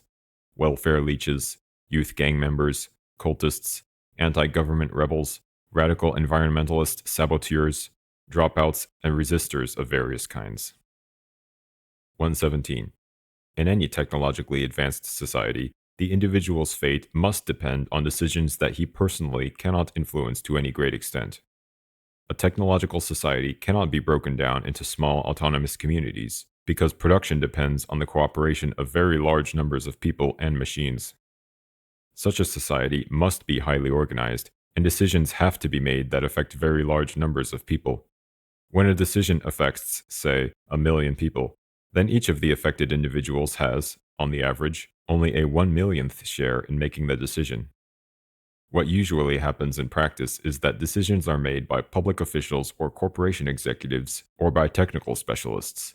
But even when the public votes on a decision, the number of voters ordinarily is too large for the vote of any one individual to be significant. Thus, most individuals are unable to influence measurably the major decisions that affect their lives. There is no conceivable way to remedy this in a technologically advanced society. The system tries to solve this problem by using propaganda to make people want the decisions that have been made for them. But even if this solution were completely successful in making people feel better, it would be demeaning. 118. Conservatives and some others advocate more local autonomy. Local communities once did have autonomy, but such autonomy became less and less possible as local communities became more enmeshed with and dependent on large-scale systems, like public utilities, computer networks, highway systems, the mass communications media, the modern healthcare system. Also operating against autonomy is the fact that technology applied in one location often affects people at other locations far away. Thus, pesticide or chemical use near a creek may contaminate the water supply hundreds of miles downstream, and the greenhouse effect affects the whole world. 119. The system does not and cannot exist to satisfy human needs. Instead, it is human behavior that has to be modified to fit the needs of the system. This has nothing to do with the political or social ideology that may pretend to guide the technological system. It is the fault of technology, because the system is guided not by ideology, but by technical necessity. Of course, the system does satisfy many human needs, but generally speaking, it does this only to the extent that it is to the advantage of the system to do it. It is the needs of the system that are paramount, not those of the human being. For example, the system provides people with food because the system couldn't function if everyone starved. It attends to people's psychological needs whenever it can conveniently do so, because it couldn't function if too many people became depressed or rebellious. But the system, for good, solid, practical reasons, must exert constant pressure on people to mold their behavior to the needs of the system. Too much waste accumulating? The government, the media, the educational system, environmentalists, everyone inundates us with a massive propaganda about recycling. Need more technical personnel? A chorus of voices exhorts kids to study science. No one stops to ask whether it is inhumane to force adolescents to spend the bulk of their time studying subjects most of them hate. When skilled workers are put out of a job by technical advances and have to undergo retraining, no one asks whether it is humiliating for them to be pushed around in this way. It is simply taken for granted that everyone must bow to technical necessity, and for good reason. If human needs were put before technical necessity, there would be economic problems, unemployment, shortages, or worse. The concept of mental health in our society is defined largely by the extent to which an individual behaves in accord with the needs of the system and does so without showing signs of stress. 120. Efforts to make room for a sense of purpose and for autonomy within the system are no better than a joke. For example, one company, instead of having each of its employees assemble only one section of a catalog, had each assemble a whole catalog, and this was supposed to give them a sense of purpose and achievement. Some companies have tried to give their employees more autonomy in their work, but for practical reasons, this usually can be done only to a very limited extent, and in any case, employees are never given autonomy as to ultimate goals. Their autonomous efforts can never be directed toward goals that they select personally, but only toward their employer's goals, such as the survival and growth of the company. Any company would soon go out of business if it permitted its employees to act otherwise. Similarly, in any enterprise within a socialist system, workers must direct their efforts toward the goals of the enterprise, otherwise the enterprise will not serve its purpose as part of the system. Once again, for purely technical reasons, it is not possible for most individuals or small groups to have much autonomy in industrial society. Even the small business owner commonly has only limited autonomy. Apart from the necessity of government regulation, he is restricted by the fact that he must fit into the economic system and conform to its requirements. For instance, when someone develops a new technology, the small business person often has to use that technology whether he wants to or not in order to remain competitive. The bad parts of technology cannot be separated from the good parts. 121. A further reason why industrial society cannot be reformed in favor of freedom is that modern technology is a unified system in which all parts are dependent on one another. You can't get rid of the bad parts of technology and retain only the good parts. Take modern medicine, for example. Progress in medical science depends on progress in chemistry, physics, biology, computer science, and other fields. Advanced medical treatments require expensive, high-tech equipment that can be made available only by a technologically progressive, economically rich society. Clearly, you can't have much progress in medicine without the whole technological system and everything that goes with it. 122. Even if medical progress could be maintained without the rest of the technological system, it would, by itself, bring certain evils. Suppose, for example, that a cure for diabetes is discovered. People with a genetic tendency to diabetes will then be able to survive and reproduce as well as anyone else. Natural selection against genes for diabetes will cease, and such genes will spread throughout the population. This may be occurring to some extent already, since diabetes, while not curable, can be controlled through use of insulin. The same thing will happen with many other diseases, susceptibility to which is affected by genetic degradation of the population.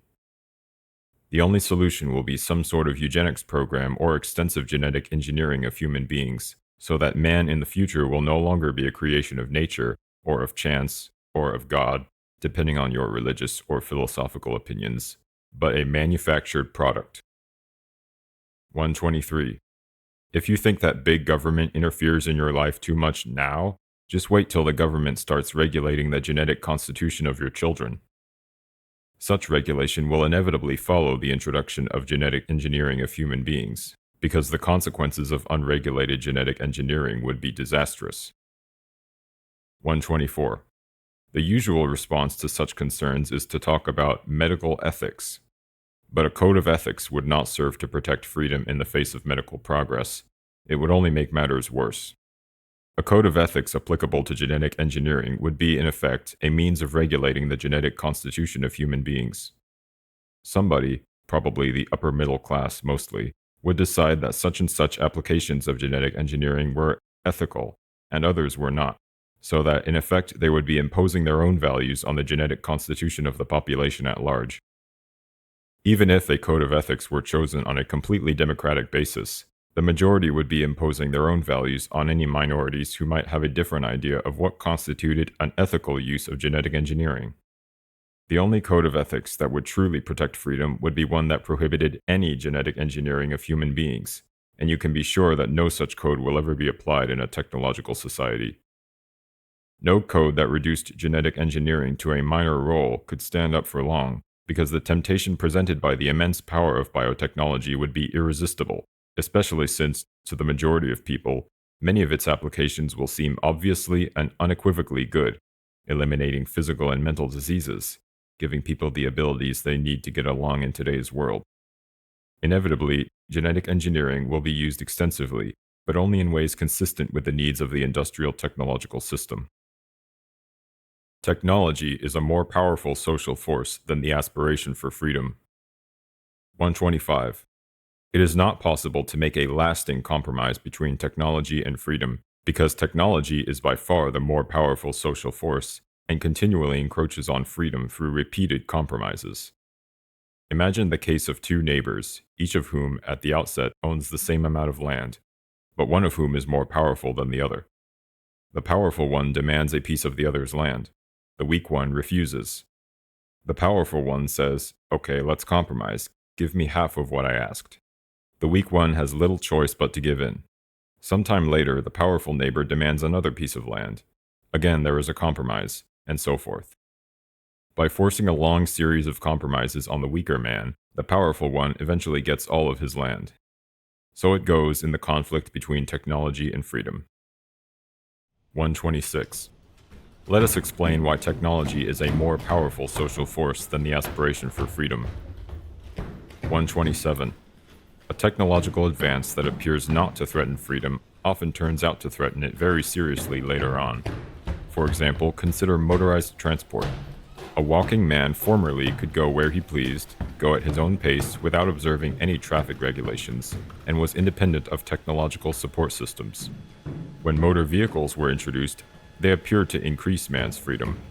They took no freedom away from the walking man. No one had to have an automobile if he didn't want one, and anyone who did choose to buy an automobile could travel much faster and farther than a walking man. But the introduction of motorized transport soon changed society in such a way as to restrict greatly man's freedom of locomotion. When automobiles became numerous, it became necessary to regulate their use extensively. In a car, especially in densely populated areas, one cannot just go where one likes at one's own pace. One's movement is governed by the flow of traffic and by various traffic laws.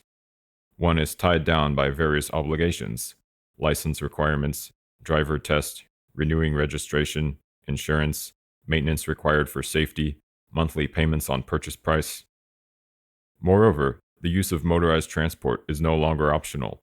Since the introduction of motorized transport, the arrangement of our cities has changed in such a way that the majority of people no longer live within walking distance of their place of employment, shopping areas, and recreational opportunities, so that they have to depend on the automobile for transportation.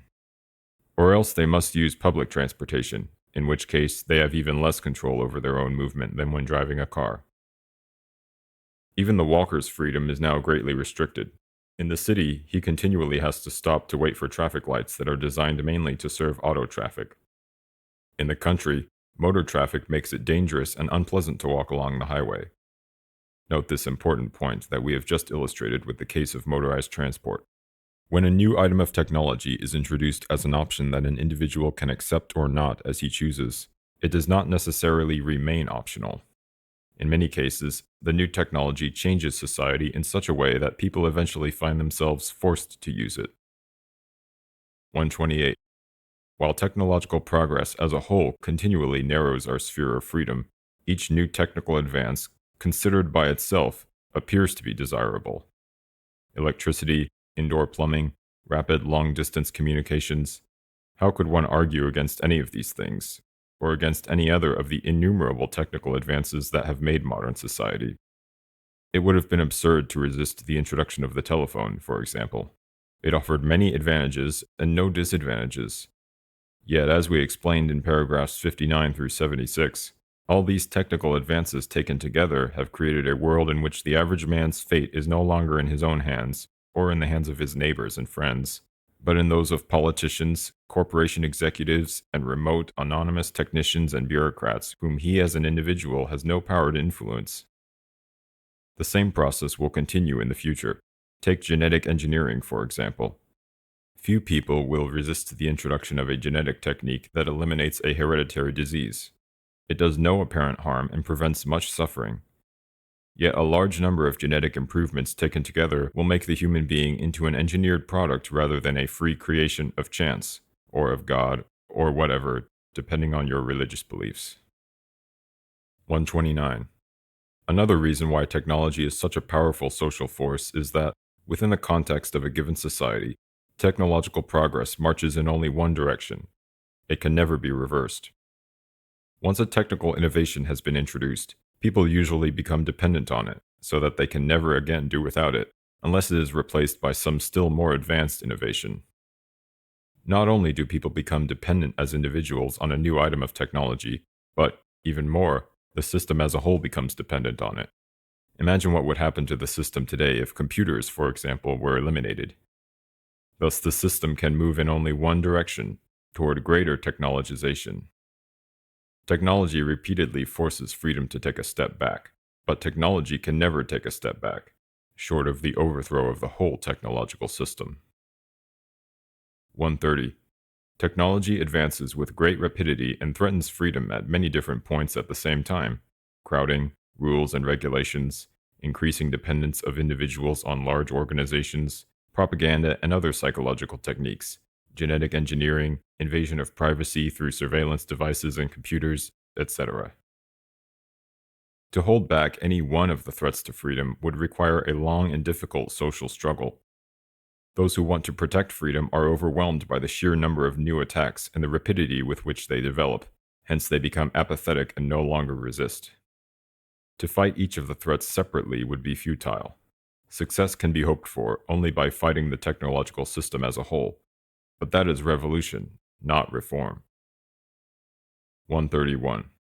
Technicians, we use this term in its broad sense to describe all those who perform a specialized task that requires training, tend to be so involved in their work, their surrogate activity, that when a conflict arises between their technical work and freedom, they almost always decide in favor of their technical work.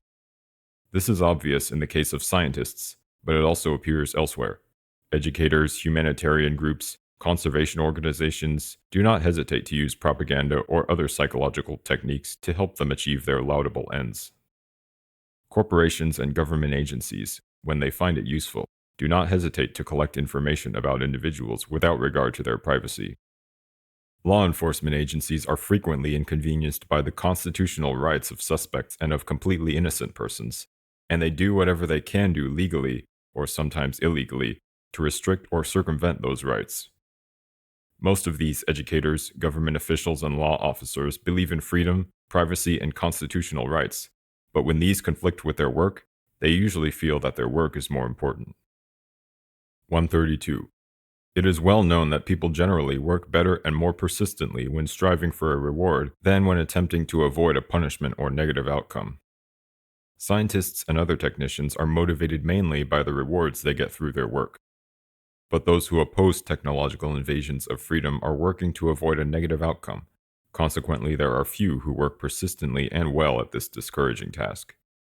If reformers ever achieved a signal victory that seemed to set up a solid barrier against further erosion of freedom through technical progress, most would tend to relax and turn their attention to more agreeable pursuits. But the scientists would remain busy in their laboratories, and technology as it progresses would find ways, in spite of any barriers, to exert more and more control over individuals and make them always more dependent on the system. 133. No social arrangements, whether laws, institutions, customs, or ethical codes, can provide permanent protection against technology. History shows that all social arrangements are transitory. They all change or break down eventually. But technological advances are permanent within the context of a given civilization. Suppose, for example, that it were possible to arrive at some social arrangements that would prevent genetic engineering from being applied to human beings, or prevent it from being applied in such a way as to threaten freedom and dignity. Still, the technology would remain waiting. Sooner or later, the social arrangement would break down, probably sooner given the pace of change in our society. Then genetic engineering would begin to invade our sphere of freedom, and this invasion would be irreversible, short of a breakdown of technological civilization itself. Any illusions about achieving anything permanent through social arrangements should be dispelled by what is currently happening with environmental legislation. A few years ago, it seemed that there were secure legal barriers preventing at least some of the worst forms of environmental degradation. A change in the political wind, and those barriers begin to crumble. 134. For all of the foregoing reasons, technology is a more powerful social force than the aspiration for freedom. But this statement requires an important qualification. It appears that during the next several decades, the industrial technological system will be undergoing severe stresses due to economic and environmental problems, and especially due to problems of human behavior, alienation, rebellion, hostility, a variety of social and psychological difficulties. We hope that the stresses through which the system is likely to pass will cause it to break down, or at least will weaken it sufficiently so that a revolution against it becomes possible. If such a revolution occurs and is successful, then at that particular moment, the aspiration for freedom will have proved more powerful than technology. Control of human behavior. 143. Since the beginning of civilization, organized societies have had to put pressures on human beings for the sake of the functioning of the social organism. The kinds of pressures vary greatly from one society to another. Some of the pressures are physical, poor diet, excessive labor, environmental pollution. Some are psychological, noise, crowding, forcing human behavior into the mold that society requires. In the past, human nature has been approximately constant, or at any rate has varied only within certain bounds. Consequently, societies have been able to push people only up to certain limits. When the limit of human endurance has been passed, things start going wrong. Rebellion, or crime, or corruption, or evasion of work, or depression and other mental problems, or an elevated death rate, or a declining birth rate, or something else, so that either the society breaks down, or its functioning becomes too inefficient, and it is, quickly or gradually, through conquest, attrition, or evolution, replaced by some more efficient form of society. 144. Thus, human nature has in the past put certain limits on the development of societies. People could be pushed only so far and no farther. But today this may be changing, because modern technology is developing ways of modifying human beings. 145. Imagine a society that subjects people to conditions that make them terribly unhappy, then gives them drugs to take away their unhappiness. Science fiction? It is already happening to some extent in our own society. It is well known that the rate of clinical depression has been greatly increasing in recent decades. We believe that this is due to disruption of the power process, as explained in paragraphs 59 through 76. But even if we are wrong, the increasing rate of depression is certainly the result of some conditions that exist in today's society. Instead of removing the conditions that make people depressed, modern society gives them antidepressant drugs. In effect, antidepressants are a means of modifying an individual's internal state in such a way as to enable him to tolerate social conditions that he would otherwise find intolerable. Yes, we know that depression is often of purely genetic origin. We are referring here to those cases in which environment plays the predominant role. 146. Drugs that affect the mind are only one example of the new methods of controlling human behavior that modern society is developing. Let us look at some of the other methods. 147. To start with, there are the techniques of surveillance. Hidden video cameras are now used in most stores and in many other places. Computers are used to collect and process vast amounts of information about individuals. Information so obtained greatly increases the effectiveness of physical coercion, that is, law enforcement. Then there are the methods of propaganda, for which the mass communication media provide effective vehicles. Efficient techniques have been developed for winning elections, selling products, influencing public opinion. The entertainment industry serves as an important psychological tool of the system, possibly even when it is dishing out large amounts of sex and violence. Entertainment provides modern man with an essential means of escape. While absorbed in television, videos, etc., he can forget stress, anxiety, frustration, dissatisfaction. Many primitive peoples, when they don't have work to do, are quite content to sit for hours at a time doing nothing at all because they are at peace with themselves and their world. But most modern people must be constantly occupied or entertained, otherwise they get bored. That is, they get fidgety, uneasy, irritable. 148. Other techniques strike deeper than the foregoing. Education is no longer a simple affair of paddling a kid's behind when he doesn't know his lessons and patting him on the head when he does know them. It is becoming a scientific technique for controlling the child's development. Sylvan learning centers, for example, have had great success in motivating children to study, and psychological techniques are also used with more or less success in many conventional schools. Parenting techniques that are taught to parents are designed to make children accept fundamental values of the system and behave in ways that the system finds desirable. Mental health programs, intervention techniques, psychotherapy, and so forth are ostensibly designed to benefit individuals, but in practice, they usually serve as methods for inducing individuals to think and behave as the system requires. There is no contradiction here. An individual whose attitudes or behavior bring him into conflict with the system is up against a force that is too powerful for him to conquer or escape from. Hence, he is likely to suffer from stress, frustration, defeat. His path will be much easier if he thinks and behaves as the system requires. In that sense, the system is acting for the benefit of the individual when it brainwashes him into conformity. Child abuse, in its gross and obvious forms, is disapproved in most, if not all, cultures. Tormenting a child for a trivial reason or no reason at all is something that appalls almost everyone. But many psychologists interpret the concept of abuse much more broadly. Is spanking, when used as part of a rational and consistent system of discipline, a form of abuse? The question will ultimately be decided by whether or not spanking tends to produce behavior that makes a person fit in well with the existing system of society. In practice, the word abuse tends to be interpreted to include any method of child rearing that produces behavior inconvenient for the system. Thus, when they go beyond the prevention of obvious, senseless cruelty, programs for preventing child abuse are directed toward the control of human behavior on behalf of the system. 149. Presumably, research will continue to increase the effectiveness of psychological techniques for controlling human behavior. But we think it is unlikely that psychological techniques alone will be sufficient to adjust human beings to the kind of society that technology is creating. Biological methods probably will have to be used. We have already mentioned the use of drugs in this connection. Neurology may provide other avenues for modifying the human mind. Genetic engineering of human beings is already beginning to occur in the form of gene therapy, and there is no reason to assume that such methods will not eventually be used to modify those aspects of the body that affect mental functioning. 150. As we mentioned in paragraph 134, industrial society seems likely to be entering a period of severe stress, due in part to problems of human behavior and in part to economic and environmental problems. And a considerable proportion of the system's economic and environmental problems result from the way human beings behave.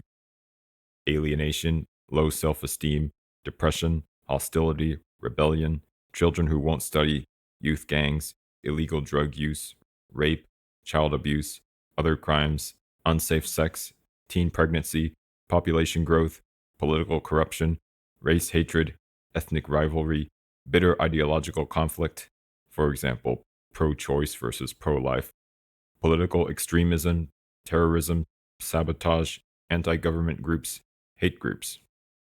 All these threaten the very survival of the system. The system will therefore be forced to use every practical means of controlling human behavior. 151. The social disruption that we see today is certainly not the result of mere chance. It can only be a result of the conditions of life that the system imposes on people. We have argued that the most important of these conditions is disruption of the power process. If the system succeeds in imposing sufficient control over human behavior to assure its own survival, a new watershed in human history will have been passed. Whereas formerly the limits of human endurance have imposed limits on the development of societies, as we explained in paragraphs 143, 144, industrial technological society will be able to pass those limits by modifying human beings, whether by psychological methods or biological methods, or both.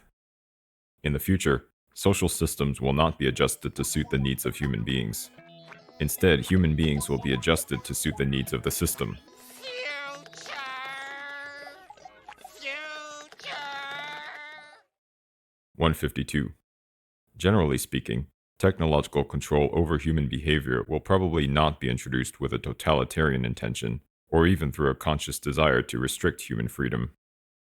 Each new step in the assertion of control over the human mind will be taken as a rational response to a problem that faces society, such as curing alcoholism, reducing the crime rate, or inducing young people to study science and engineering.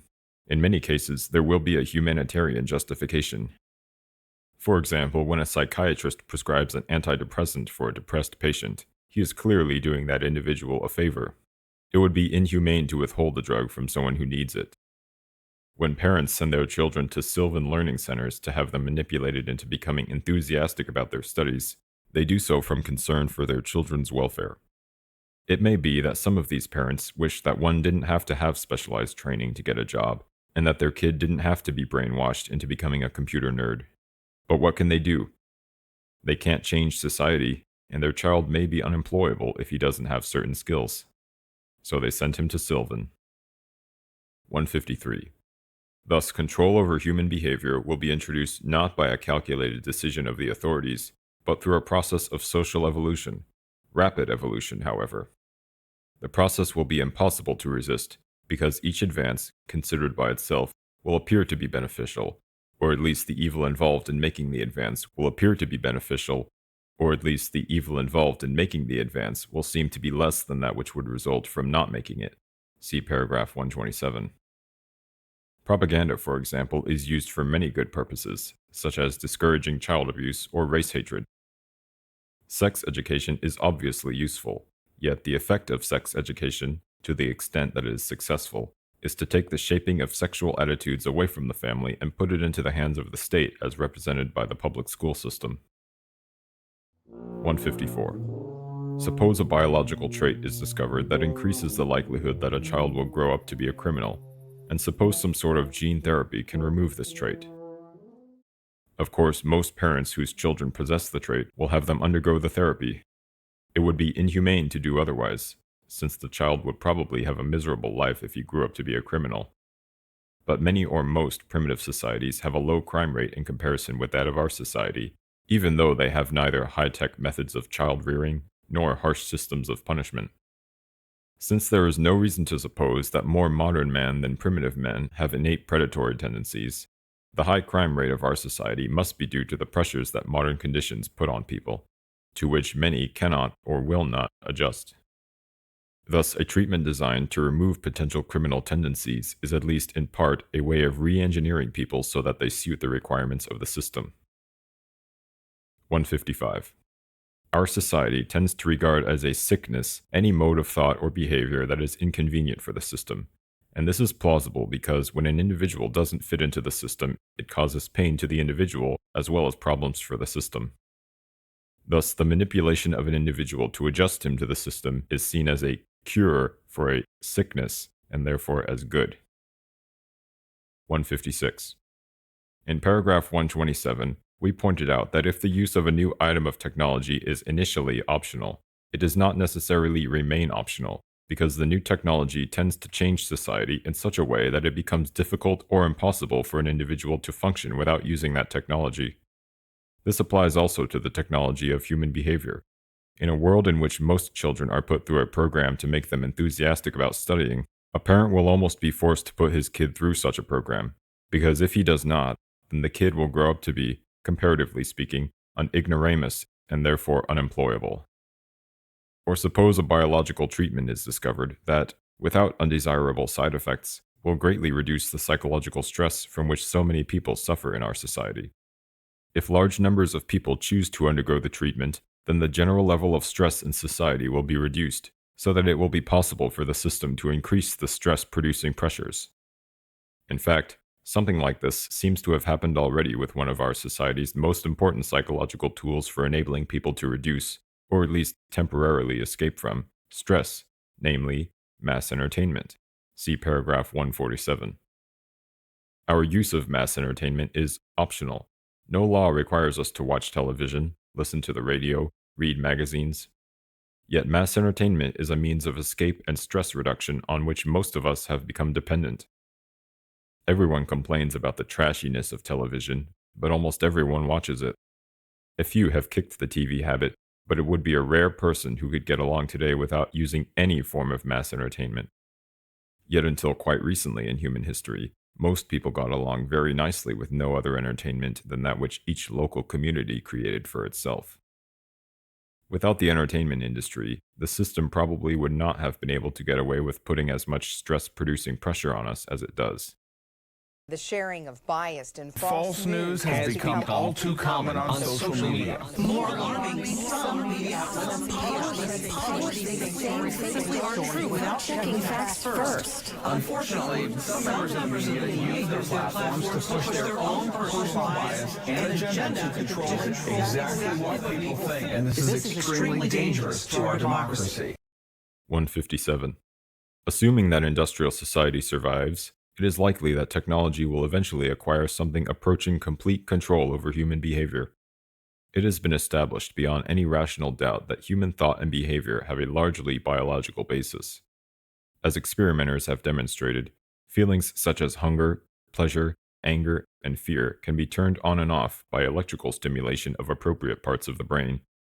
Memories can be destroyed by damaging parts of the brain, or they can be brought to the surface by electrical stimulation.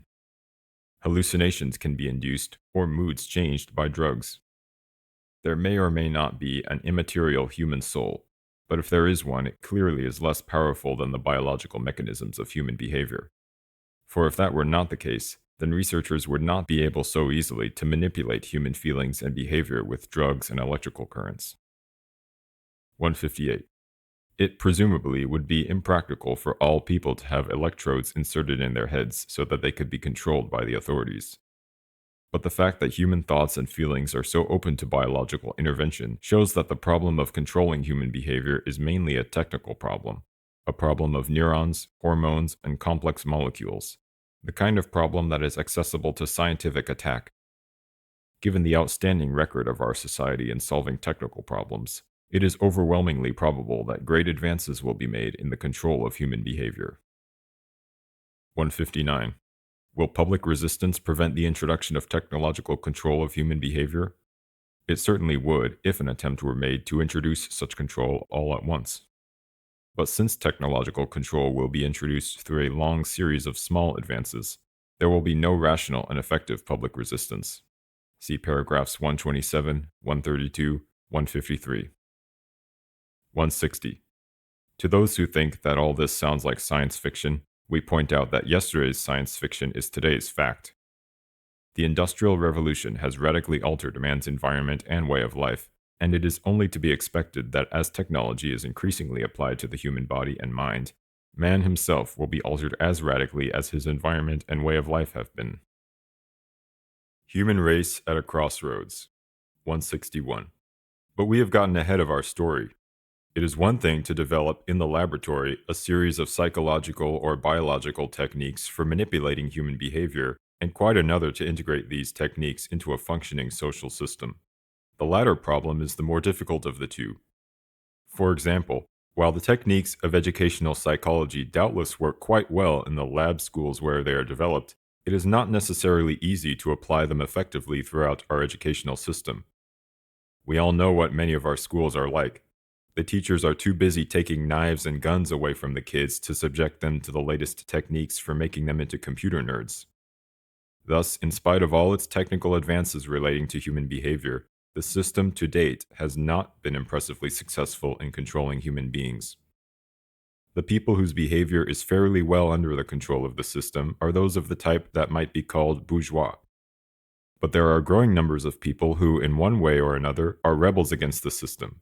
Welfare leeches, youth gangs, cultists, Satanists, Nazis, radical environmentalists, militiamen, etc. 162. The system is currently engaged in a desperate struggle to overcome certain problems that threaten its survival, among which the problems of human behavior are the most important. If the system succeeds in acquiring sufficient control over human behavior quickly enough, it will probably survive. Otherwise, it will break down. We think the issue will most likely be resolved within the next several decades, say 40 to 100 years. 163. Suppose the system survives the crisis of the next several decades. By that time, it will have to have solved, or at least brought under control, the principal problems that confront it, in particular that of socializing human beings, that is, making people sufficiently docile so that their behavior no longer threatens the system. That being accomplished, it does not appear that there would be any further obstacle to the development of technology, and it would presumably advance toward its logical conclusion, which is complete control over everything on Earth, including human beings and all other important organisms. The system may become a unitary, monolithic organization, or it may be more or less fragmented and consist of a number of organizations coexisting in a relationship that includes elements of both cooperation and competition, just as today the government, the corporations, and other large organizations both cooperate and compete with one another. Human freedom mostly will have vanished because individuals and small groups will be impotent vis-a-vis large organizations armed with super technology and an arsenal of advanced psychological and biological tools for manipulating human beings, besides instruments of surveillance and physical coercion. Only a small number of people will have any real power, and even these probably will have only very limited freedom because their behavior too will be regulated. Just as today our politicians and corporation executives can retain their positions of power only as long as their behavior remains within certain fairly narrow limits. 164. Don't imagine that the systems will stop developing further techniques for controlling human beings and nature once the crisis of the next few decades is over and increasing control is no longer necessary for the system's survival. On the contrary, once the hard times are over, the system will increase its control over people and nature more rapidly, because it will no longer be hampered by difficulties of the kind that it is currently experiencing. Survival is not the principal motive for extending control.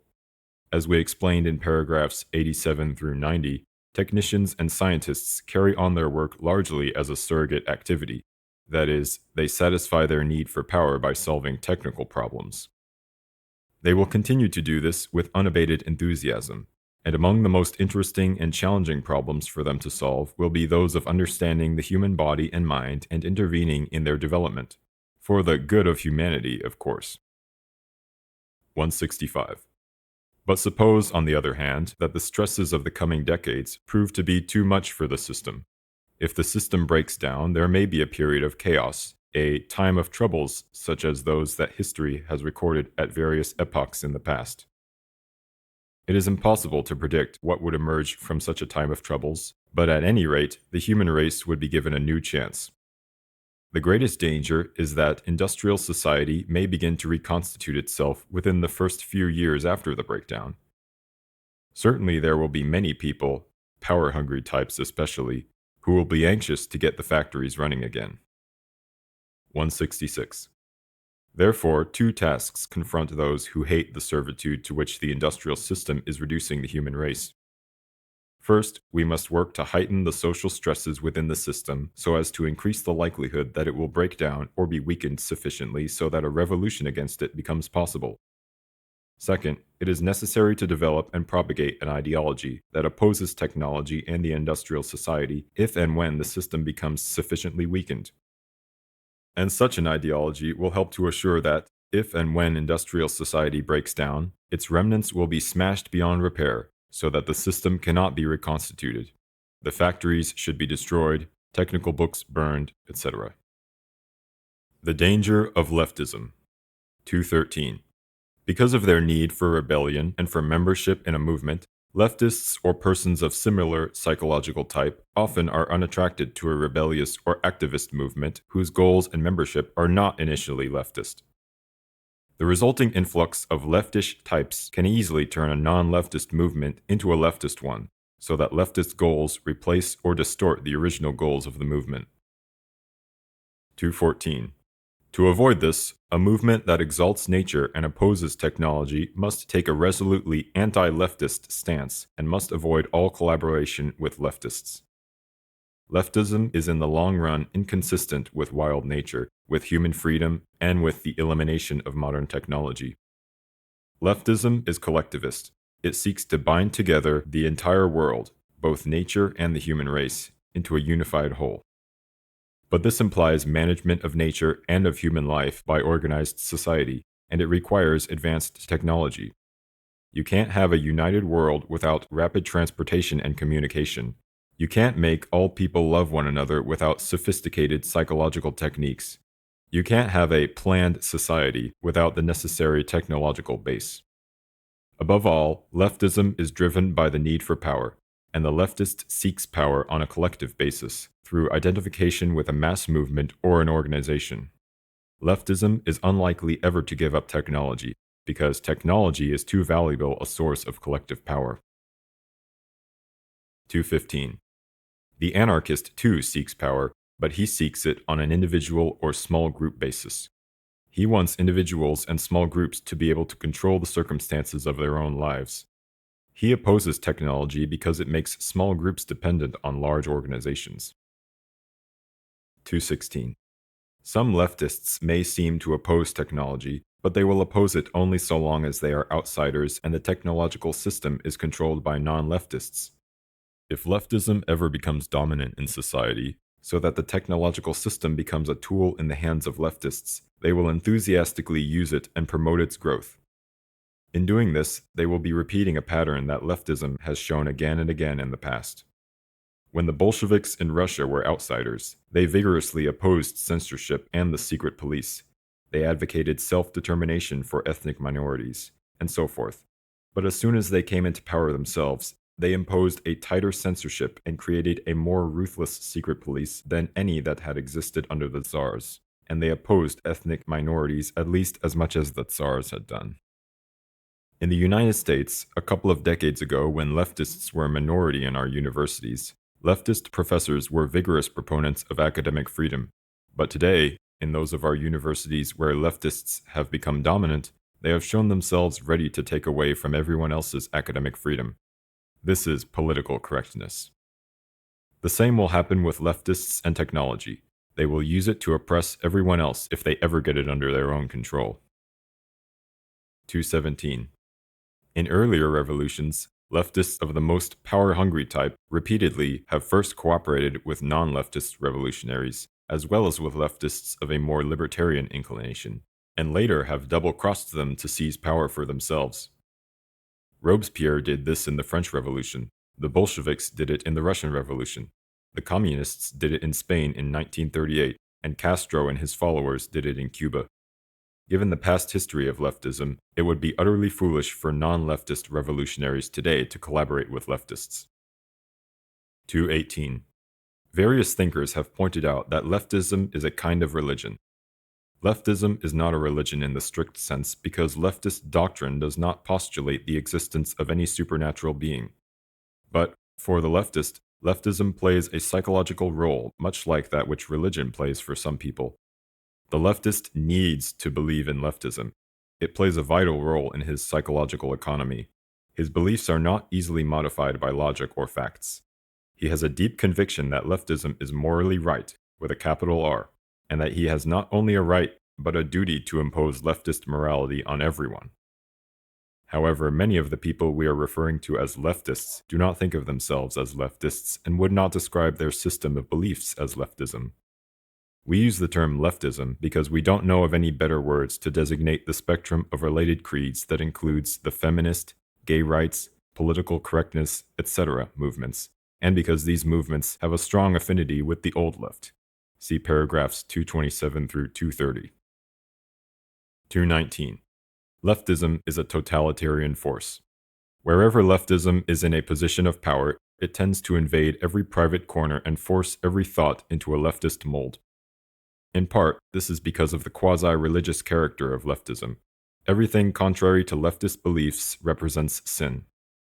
More importantly, leftism is a totalitarian force because of the leftists' drive for power. The leftist seeks to satisfy his need for power through identification with a social movement, and he tries to go through the power process by helping to pursue and attain the goals of the movement. See paragraph 83. But no matter how far the movement has gone in attaining its goals, the leftist is never satisfied, because his activism is a surrogate activity. See paragraph 41. That is, the leftist's real motive is not to attain the ostensible goals of leftism. In reality, he is motivated by the sense of power he gets from struggling for and then reaching a social goal. Consequently, the leftist is never satisfied with the goals he has already attained. His need for the power process leads him always to pursue some new goal. The leftist wants equal opportunities for minorities. When that is attained, he insists on statistical equality of achievement by minorities. And as long as anyone harbors in some corner of his mind a negative attitude towards some minority, the leftist has to re-educate him. And ethnic minorities are not enough. No one can be allowed to have a negative attitude toward homosexuals, disabled people, fat people, old people, ugly people, and on and on and on. It's not enough that the public should be informed about the hazards of smoking. A warning has to be stamped on every package of cigarettes. Then cigarette advertising has to be restricted if not banned. The activists will never be satisfied until tobacco is outlawed, and after that it will be alcohol, then junk food, etc. Activists have fought gross child abuse, which is reasonable, but now they want to stop all spanking. When they have done that, they will want to ban something else they consider unwholesome, then another thing, and then another. They will never be satisfied until they have complete control over all child-rearing practices, and then they will move on to another cause. 220. Suppose you asked leftists to make a list of all the things that were wrong with society, and then suppose you instituted every social change that they demanded. It is safe to say that within a couple of years, the majority of leftists would find something new to complain about, some new social evil to correct, because, once again, the leftist is motivated less by distress at society's ills than by the need to satisfy his drive for power by imposing his solutions on society. 221. Because of the restrictions placed on their thoughts and behavior by their high level of socialization, many leftists of the over-socialized type cannot pursue power in the ways that other people do. For them, the drive for power has only one morally acceptable outlet, and that is in the struggle to impose their morality on everyone. 222. Leftists, especially those of the over-socialized type, are true believers in the sense of Eric Hoffer's book, The True Believer. But not all true believers are of the same psychological type as leftists. Presumably, a true believing Nazi, for instance, is very different psychologically from a true believing leftist. Because of their capacity for single-minded devotion to a cause, true believers are a useful, perhaps a necessary, ingredient of any revolutionary movement. This presents a problem with which, we must admit, we don't know how to deal. We aren't sure how to harness the energies of the true believer to a revolution against technology. At present, all we can say is that no true believer will make a safe recruit to the revolution unless his commitment is exclusively to the destruction of technology. If he is committed also to another ideal, he may want to use technology as a tool for pursuing that other ideal. See paragraphs 220-221.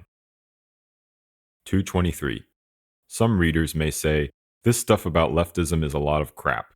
I know John and Jane who are leftish types, and they don't have all these totalitarian tendencies." It's quite true that many leftists, possibly even a numerical majority, are decent people who sincerely believe in tolerating others' values, up to a point, and wouldn't want to use high-handed methods to reach their social goals. Our remarks about leftism are not meant to apply to every individual leftist, but to describe the general character of leftism as a movement. And the general character of a movement is not necessarily determined by the numerical proportions of the various kinds of people involved in the movement. 224. The people who rise to positions of power in leftist movements tend to be leftists of the most power-hungry type, because power-hungry people are those who strive hardest to get into positions of power. Once the power-hungry types have captured control of the movement, there are many leftists of a gentler breed who inwardly disapprove of many of the actions of the leaders, but cannot bring themselves to oppose them. They need their faith in the movement, and because they cannot give up this faith, they go along with the leaders. True, some leftists do have the guts to oppose the totalitarian tendencies that emerge, but they generally lose because the power-hungry types are better organized, are more ruthless and Machiavellian, and have taken care to build themselves a strong power base. 225. These phenomena appeared clearly in Russia and other countries that were taken over by leftists. Similarly, before the breakdown of communism in the USSR, leftish types in the West would seldom criticize that country. If prodded, they would admit that the USSR did many wrong things, but then they would try to find excuses for the communists and begin talking about the faults of the West. They always opposed Western military resistance to communist aggression. Leftish types all over the world vigorously protested the US military action in Vietnam, but when the USSR invaded Afghanistan, they did nothing. Not that they approved of the Soviet actions, but because of their leftist faith, they just couldn't bear to put themselves in opposition to communism. Today, in those of our universities where political correctness has become dominant, there are probably many leftish types who privately disapprove of the suppression of academic freedom, but they go along with it anyway. 226. Thus, the fact that many individual leftists are personally mild and fairly tolerant people by no means prevents leftism as a whole from having a totalitarian tendency. 227. Our discussion of leftism has a serious weakness. It is still far from clear what we mean by the word leftist. There doesn't seem to be much we can do about this. Today, leftism is fragmented into a whole spectrum of activist movements. Yet not all activist movements are leftist, and some activist movements, for example, radical environmentalism, seem to include both personalities of the leftist type and personalities of thoroughly unleftist types who ought to know better than to collaborate with leftists. Varieties of leftists fade out gradually into varieties of non-leftists, and we ourselves would often be hard-pressed to decide whether a given individual is or is not a leftist. To the extent that it is defined at all, our conception of leftism is defined by the discussion of it that we have given in this article, and we can only advise the reader to use his own judgment in deciding who is a leftist. 228. But it will be helpful to list some criteria for diagnosing leftism. These criteria cannot be applied in a cut-and-dried manner. Some individuals may meet some of the criteria without being leftists. Some leftists may not meet any of the criteria. Again, you just have to use your judgment. 229. The leftist is oriented toward large-scale collectivism. He emphasizes the duty of the individual to serve society and the duty of society to take care of the individual. He has a negative attitude toward individualism. He often takes a moralistic tone. He tends to be for gun control, for sex education and other psychologically enlightened educational methods, for social planning, for affirmative action, for multiculturalism. He tends to identify with victims. He tends to be against competition and against violence, but he often finds excuses for those leftists who do commit violence. Theatricality and deception. Powerful agents to the uninitiated, but we are initiated. He is fond of using the common catchphrases of the left, like racism, sexism, homophobia, capitalism, imperialism, neocolonialism, genocide, social change, social justice, social responsibility.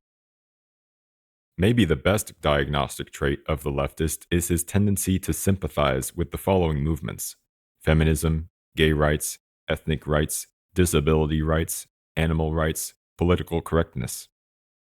Anyone who strongly sympathizes with all of these movements is almost certainly a leftist.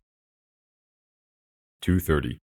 The more dangerous leftists, that is, those who are most power-hungry, are often characterized by arrogance or by a dogmatic approach to ideology.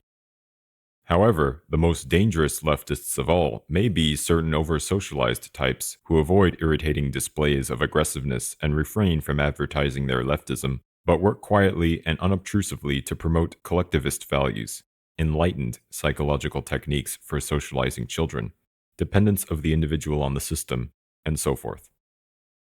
These crypto-leftists, as we may call them, approximate certain bourgeois types as far as practical action is concerned, but differ from them in psychology, ideology, and motivation.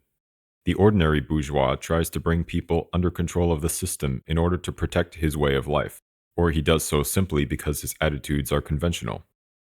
The crypto-leftist tries to bring people under control of the system because he is a true believer in a collectivist ideology. The crypto-leftist is differentiated from the average leftist of the over-socialized type by the fact that his rebellious impulse is weaker and he is more securely socialized. He is differentiated from the ordinary well-socialized bourgeois by the fact that there is some deep lack within him that makes it necessary for him to devote himself to a cause and immerse himself in a collectivity. And maybe his, well sublimated, drive for power is stronger than that of the average bourgeois. Final note. 231. Throughout this article, we've made imprecise statements and statements that ought to have had all sorts of qualifications and reservations attached to them, and some of our statements may be flatly false.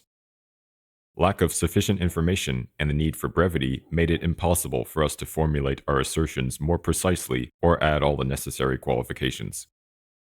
And of course, in a discussion of this kind, one must rely heavily on intuitive judgment, and that can sometimes be wrong. So we don't claim that this article expresses more than a crude approximation to the truth. 232. All the same, we are reasonably confident that the general outlines of the picture we have painted here are roughly correct. Just one possible weak point needs to be mentioned. We have portrayed leftism in its modern form as a phenomenon peculiar to our time and as a symptom of the disruption of the power process. But we might possibly be wrong about this. Over-socialized types who try to satisfy their drive for power by imposing their morality on everyone have certainly been around for a long time. But we think that the decisive role played by feelings of inferiority, low self-esteem, powerlessness, identification with victims by people who are not themselves victims, is a peculiarity of modern leftism. Identification with victims by people not themselves victims can be seen to some extent in 19th century leftism and early Christianity, but as far as we can make out, symptoms of low self-esteem, etc., were not nearly so evident in these movements, or in any other movements, as they are in modern leftism. But we are not in a position to assert confidently that no such movements have existed prior to modern leftism. This is a significant question to which historians ought to give their attention. The end. Thank you for coming to my TED Talk. Now what? As you may have guessed from my peacedozer username, I think it's incumbent upon us to try things the peaceful way first. So let me read this quote for you. When I was a young man, I wanted to change the world. I found it was difficult to change the world, so I tried to change my nation. When I found I couldn't change the nation, I began to focus on my town. I couldn't change the town, and as an older man, I tried to change my family. Now, as an old man, I realized the only thing I can change is myself. And suddenly I realized that if long ago I had changed myself, I could have made an impact on my family. My family and I could have made an impact on our town. Their impact could have changed the nation, and I could indeed have changed the world. So what can you do?